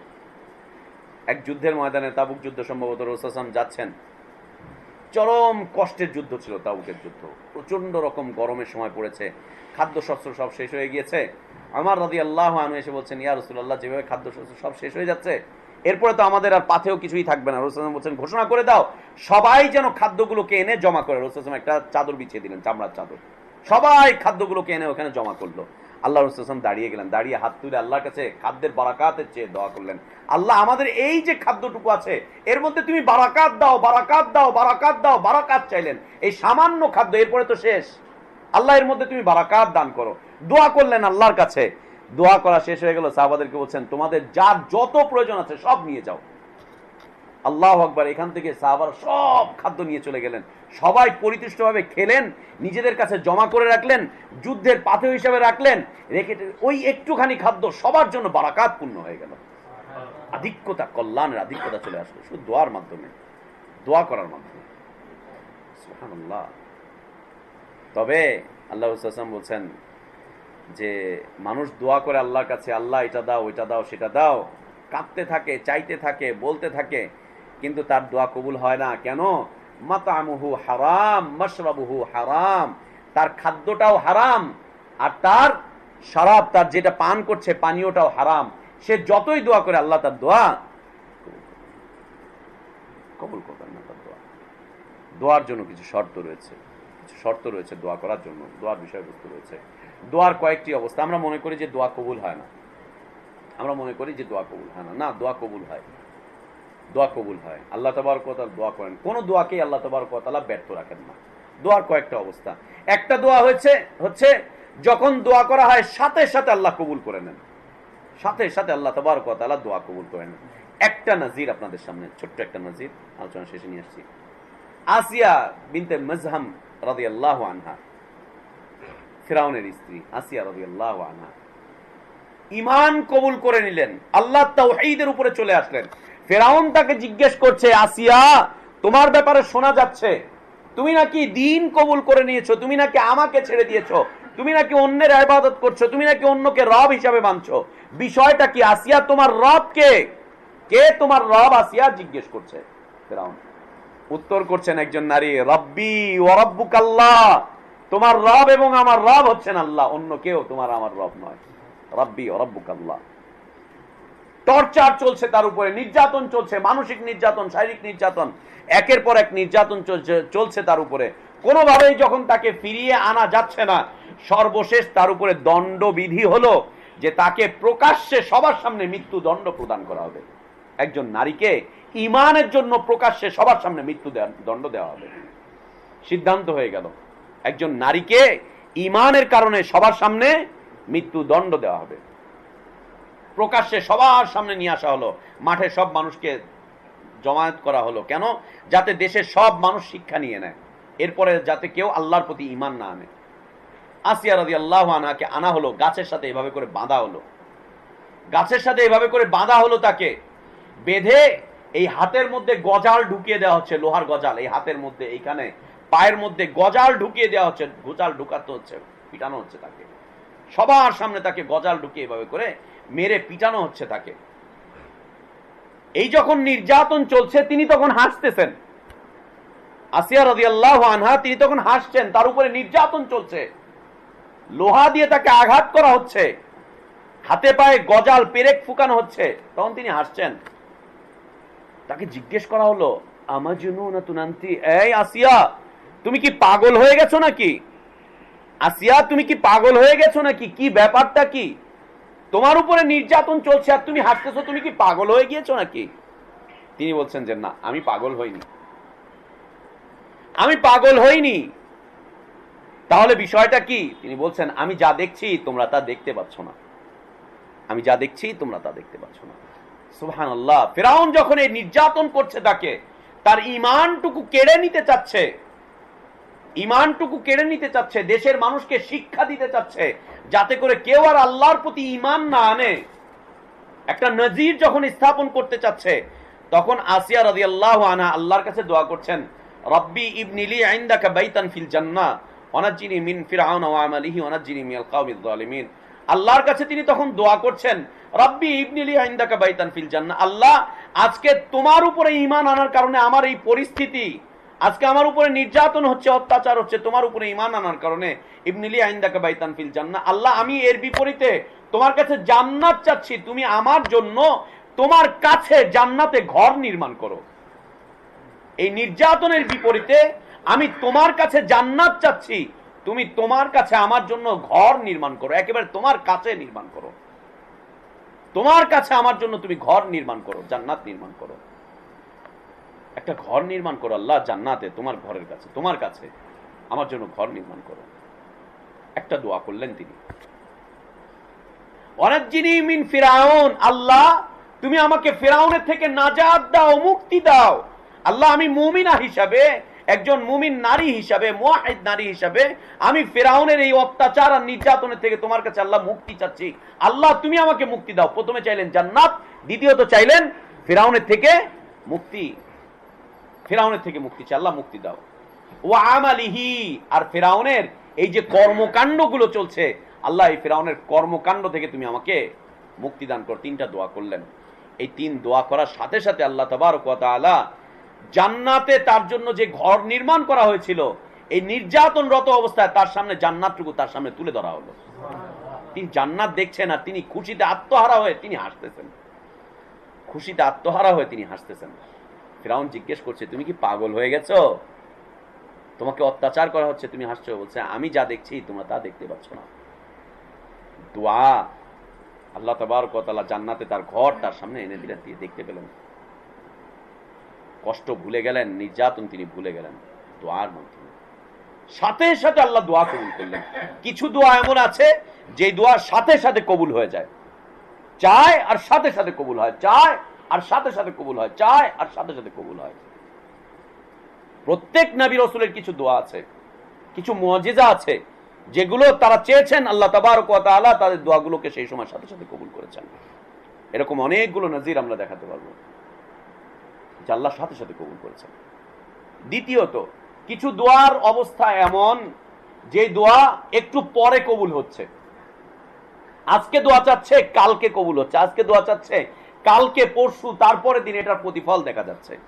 যেমন বিয়ের পর থেকে সন্তান চায়, সন্তান পায় 2-4 বছর পরে, দোয়া কবুল হয়েছে, আল্লাহ সন্তান দান করেছেন, আল্লাহ সন্তান দান করেছেন। আরো কিছু রয়েছে, দোয়া করছে 2-4 বছর পরে সেই দোয়ার ফলাফল পাচ্ছে, দোয়া কবুল হয়ে গিয়েছে, 2-4 বছর পরে গিয়ে ফলাফল পাচ্ছে।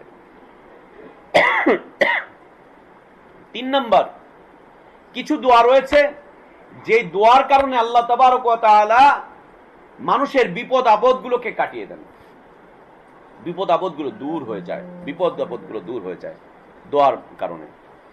আর চতুর্থ, কিছু দোয়া রয়েছে যে দোয়াগুলো ঝুলন্ত অবস্থায় থাকে আসমানে, ঝুলন্ত অবস্থায় থাকে আসমানে। এই দোয়াটার সাথে সৎ আমল শর্ত, দোয়াও করেছে সাথে তাকে সৎ আমল করতে হবে, আমলে সালেহ করতে হবে। যদি আমলে সালেহ করে তখন আল্লাহ তাবারক ওয়া তাআলা তার দোয়াটুকু কবুল করে নেন।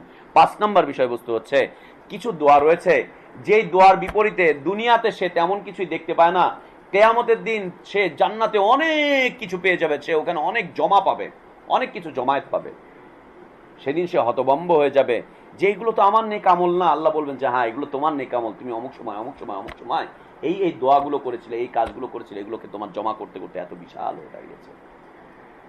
দোয়া কোনোদিন বিফলে যায় না, তবে খাদ্যটা হালাল হতে হবে আর পানীয়টাও হালাল হতে হবে। খাদ্য এবং পানীয়টা হালাল হতে হবে, ইমানের সাথে দোয়া করতে হবে, ইমানের সাথে দোয়া করতে হবে। তো বিভিন্ন পরিবেশ পরিস্থিতিতে পড়ে, বিভিন্ন সময় বিভিন্ন অবস্থায় পড়ে আল্লাহর কাছে দোয়া করা, এটা হচ্ছে মৌখিক ইবাদতের অন্তর্ভুক্ত, মৌখিক ইবাদতের অন্তর্ভুক্ত। আমরা বিভিন্ন সময় বিভিন্ন অবস্থায় পড়ে আল্লাহর কাছে দোয়া করি, রাতের বেলায় দোয়া করি, দিনের বেলায় দোয়া করি, সব সময় দোয়া করি। আল্লাহ রাসূল সাল্লাল্লাহু আলাইহি ওয়াসাল্লাম যখন বাড়ি থেকে বের হতেন তখন একটা দোয়া করতেন, খুব সুন্দর দোয়া, বিসমিল্লাহি তাওয়াক্কালতু আলাল্লাহ, আল্লাহুম্মা ইন্নী আউযু বিকা আন আযিল্লা আও উযিল্লা। আল্লাহ, আমি আপনার কাছে আশ্রয় প্রার্থনা করছি আমি নিজে গোমরাহ হয়ে যাওয়া থেকে অথবা আমাকে গোমরাহ করে দেওয়া থেকে, আমি আপনার কাছে আশ্রয় প্রার্থনা করছি। মানুষ নিজে নিজে গোমরাহ হয়, পথভ্রষ্ট হয়, অথবা তাকে কি করা হয়, পথভ্রষ্ট করা হয়। বাইরে যাচ্ছি, গোমরাহি আছে, কিন্তু বাইরে যাচ্ছি, পথভ্রষ্টতা আছে। কত ধরনের পথভ্রষ্টতা দেখতে পাচ্ছেন না? চোখ দিয়ে তাকালেই কি দেখতে পাচ্ছেন, এখান থেকে বেরোলেই কি দেখছেন, ডানে বামে? আল্লাহু আকবার, কত ধরনের পথভ্রষ্টতা। রাসূল সাল্লাল্লাহু আলাইহি ওয়াসাল্লাম দোয়া করতেন, আল্লাহুম্মা ইন্নী আউযু বিকা আন আযিল্লা আও উযিল্লা, আল্লাহ, আমি আপনার কাছে আশ্রয় প্রার্থনা করছি আমি নিজে গোমরাহ হয়ে যাওয়া থেকে অথবা আমাকে গোমরাহ পথভ্রষ্ট করে দেওয়া থেকে, পথভ্রষ্ট করে দেওয়া থেকে। আও আজিল্লা আও উযিল্লা, আমি অসম্মানিত হয়ে যাওয়া থেকে অথবা আমাকে অসম্মান করা থেকে আমি আপনার কাছে আশ্রয় প্রার্থনা করছি, যাতে কেউ আমাকে অসম্মান না করে, কেউ যাতে অসম্মান না করে। আও আযলামা আও উযলিমা, আল্লাহ, আমি যেন কারো উপরে জুলুম অত্যাচার না করি আর কেউ যাতে আমার উপরে জুলুম অত্যাচার না করে, আল্লাহ, আমি আপনার কাছে আশ্রয় প্রার্থনা করছি, আমি আপনার কাছে আশ্রয় প্রার্থনা করছি। আও আজহালা আও ইউজহালা আলাইয়া, আল্লাহ, আমি আপনার কাছে আশ্রয় প্রার্থনা করছি আমি যাতে করে মূর্খতার কোনো দৃশ্য না দেখাই, আমার মধ্যে যাতে কোনো মূর্খতা না আসে, মূর্খামি না আসে, আর কেউ যাতে আমার উপরে মূর্খের মতো আচরণ না করে। রাসূল সাল্লাল্লাহু আলাইহি ওয়াসাল্লাম বাড়ি থেকে বের হওয়ার সময় দোয়া করে বেরোতেন, জীবনের প্রত্যেকটা ক্ষেত্রে দোয়া। আল্লাহ রাসূল সাল্লাল্লাহু আলাইহি ওয়াসাল্লাম প্রত্যেকদিন ফজরের সালাতের পরে 3টা দোয়া করতেন নিয়মিত। আল্লাহুম্মা ইন্নী আসআলুকা ইলমান নাফিআ, আল্লাহ, আমি ইলমান নাফিআ, কল্যাণজনক জ্ঞান চাই আপনার কাছে। আল্লাহ, আমি আপনার কাছে কল্যাণজনক জ্ঞান চাচ্ছি, আজকে যত কিছু শিখবো এই জ্ঞানগুলো যেন কল্যাণজনক জ্ঞান হয়, এই জ্ঞানগুলো যেন কল্যাণজনক হয়। বলেন তো কোন জ্ঞানটা কল্যাণজনক জ্ঞান? মাশাআল্লাহ, হাট্টিমা টিম টিম, তারা মাঠে পাড়ে ডিম, তাদের খাড়া দুটো শিং, তারা হচ্ছে ঘোড়ার ডিম। মাশাআল্লাহ, সকালবেলা কি সুন্দর করে আমার সোনার বাংলা তোমায় ভালোবাসি, লাখো কণ্ঠে সোনার বাংলার গান গেয়ে আসি। আস্তাগফিরুল্লাহ, ও আমার দেশের মাটি তোমার তরে ঠেকাই মাথা, লা ইলাহা ইল্লাল্লাহ। আল্লাহ বলছেন আল্লাহর জন্য মাথা ঠেকাও, ও বলছে দেশের মাটি তোমার তরে আমি ঠেকাই মাথা। আস্তাগফিরুল্লাহ, টুইঙ্কেল টুইঙ্কেল হ্যাঙ্কেল ট্যাঙ্কেল, আস্তাগফিরুল্লাহ। কোথায় কল্যাণজনক জ্ঞান? বাপ দাদারা দিয়ে আসতেছে, মা দিয়ে আসতেছে, কল্যাণজনক জ্ঞান কোথায়? আল্লাহ রাসূল সাল্লাল্লাহু আলাইহি ওয়াসাল্লাম আল্লাহর কাছে দোয়া করতেন, আল্লাহুম্মা ইন্নী আসআলুকা ইলমান নাফিআ, আল্লাহ, আজকের দিনে যত জ্ঞান হবে প্রত্যেকটা জ্ঞান যাতে আমার জীবনের জন্য কল্যাণজনক জ্ঞান হয়। অরিজকান তাইয়্যিবা, আল্লাহ, আজকে আপনি আমাকে হালাল রিজিক দান করেন, আমি যেন কোনো হারাম আমার পেটে না ঢোকে। আমি তাইয়্যিব রিজিক চাচ্ছি, উত্তম রিজিক চাচ্ছি, ভালো রিজিক চাচ্ছি। উত্তম ভালো রিজিক হচ্ছে না খেয়ে থাকবো তাও হারামটা খাবো না, না খেয়ে থাকবো তাও হারামটা খাবো না, অল্প খাবো তাও হারাম খাবো না, এক তরকারি খাবো তাও হারাম খাবো না, শুধু রুটি খাবো তাও হারাম খাবো না, শুধু পানি খাবো তাও হারাম খাবো না। এটা হচ্ছে রিজকান তাইয়্যিবা, যেটা আল্লাহ তাবারক ওয়া তাআলা মুহাম্মদ সাল্লাল্লাহু আলাইহি ওয়াসাল্লামকে দান করেছিলেন। মাসের পর মাস চুলায় আগুন জ্বলেনি, কিন্তু রিজিকটা উত্তম রিজিকই তিনি পেয়েছিলেন। ওয়া আমালান মুতাকাব্বালা, আল্লাহ, আজকে আমি যত আমল করব সেই আমলই করার তৌফিক দান করবেন যে আমল আপনি কবুল করবেন। আপনি কবুল করবেন না এমন আমল যেন আমার থেকে না আসে। আল্লাহর কাছে প্রতিদিন ফজরের পর 3 দোয়া করতেন। যত আমল করব প্রত্যেকটা আমল যেন আল্লাহ আপনার কাছে কবুলিয়াত হয়, আপনি কবুল করবেন না এমন আমল যেন আমার থেকে না আসে। দোয়া করতে হবে প্রতিদিন ফজরের পর আল্লাহর কাছে, আল্লাহুম্মা ইন্নী আসআলুকা ইলমান নাফিআ ওয়া রিজকান তাইয়্যিবা ওয়া আমালান মুতাকাব্বাল, আবার আল্লাহুম্মা ইন্নী আসআলুকা ইলমান নাফিআ ওয়া রিজকান তাইয়্যিবা ওয়া আমালান মুতাকাব্বালা। যারা আরবি জানেন না বাংলায় বলবেন যে আল্লাহ কল্যাণকর জ্ঞান দান করো, উত্তম হালাল রিজিক দান করো, আর এমন কাজ করার তৌফিক দান করো যে কাজ তুমি কবুল করবে, যে কাজ তুমি কবুল করবে। অসংখ্য দোয়া আম্বিয়া আলাইহিস সালাতু ওয়াস সালামদের দোয়া কোরআন কারীমে আল্লাহ দিয়েছেন, বর্ণনা করেছেন আল্লাহ তাবারক ওয়া তাআলা। মুহাম্মদ সাল্লাল্লাহু আলাইহি ওয়াসাল্লামের অনেক দোয়া রয়েছে, তিনি দোয়া করতেন, প্রতিনিয়ত দোয়া করতেন, প্রত্যেকটা অবস্থায় পড়ে দোয়া করতেন, প্রত্যেকটা অবস্থায় পড়ে দোয়া করতেন। সুবহানাল্লাহ। আল্লাহ রাসূল সাল্লাল্লাহু আলাইহি ওয়াসাল্লাম বলেন, যেই মুমিন ঘরে প্রবেশ করে রাতের বেলায়, প্রবেশ করে বিসমিল্লাহ বলে, আর প্রবেশ করার পরে বিসমিল্লাহ বলে দরজা লাগিয়ে দেয়, বিসমিল্লাহ বলে খাবার খায়, শয়তান লাঞ্ছিত হয়ে ওখান থেকে তার দোসরদের নিয়ে বের হয়ে চলে যাওয়ার সময় বলতে থাকে যে এই চলো চলো আমরা চলে যাই, এই বাড়িতে আর আজকে আমার থাকার কোনো জায়গা নেই, আমাদের আর আজকে এই বাড়িতে থাকারও জায়গা নেই, খাবারেরও কোনো জায়গা নেই, আমরা খাবারও পেলাম না, থাকারও কোনো জায়গা পেলাম না। মাশাআল্লাহ, দোয়া তো পড়বো অনেক পরের কথা, ঘর থেকে ঢুকতে ঢুকতে টেলিভিশনের রিমোট হাতে, দোয়া করবো তো অনেক পরে, আগে হিন্দি না শুনলে চলে না, নাচানাচি না দেখলে চলে না, লা হাওলা ওয়ালা কুওয়াতা ইল্লা বিল্লাহ। এরপরে তো আবার গীবত গিল্লা এটা ওইটা সেটা আছেই, মানুষের উপরে তোহমত, মানুষের উপরে অপবাদ, এইটা ওইটা সেটা, বদকারী যত কাজ কাম আছে তা তো আছে। লা হাওলা ওয়ালা কুওয়াতা ইল্লা বিল্লাহ। মৌখিক ইবাদত, মৌখিক ইবাদত, আল্লাহর কাছে দোয়া, আল্লাহ আমাদেরকে সেই ইবাদত করার তৌফিক দান করেন যে ইবাদত তিনি কবুল করবেন। আল্লাহ আমাদেরকে পরিপূর্ণ হয়ে তার দাস হয়ে বেঁচে থাকার তৌফিক দান করেন। আমিন ওয়া আখির দাওয়ানা আলহামদুলিল্লাহি রাব্বিল আলামিন ওয়া সাল্লাল্লাহু ওয়া সাল্লাম ওয়া বারাকা আলা নবিয়িনা মুহাম্মদ ওয়া আলা আলিহি ওয়া আসহাবিহি আজমাইন। সুবহানাকাল্লাহুম্মা ওয়া বিহামদিকা আশহাদু আল্লা ইলাহা ইল্লা আনতা আস্তাগফিরুকা ওয়া আতুবু ইলাইক। আসসালামু আলাইকুম ওয়া রাহমাতুল্লাহি ওয়া বারাকাতুহু।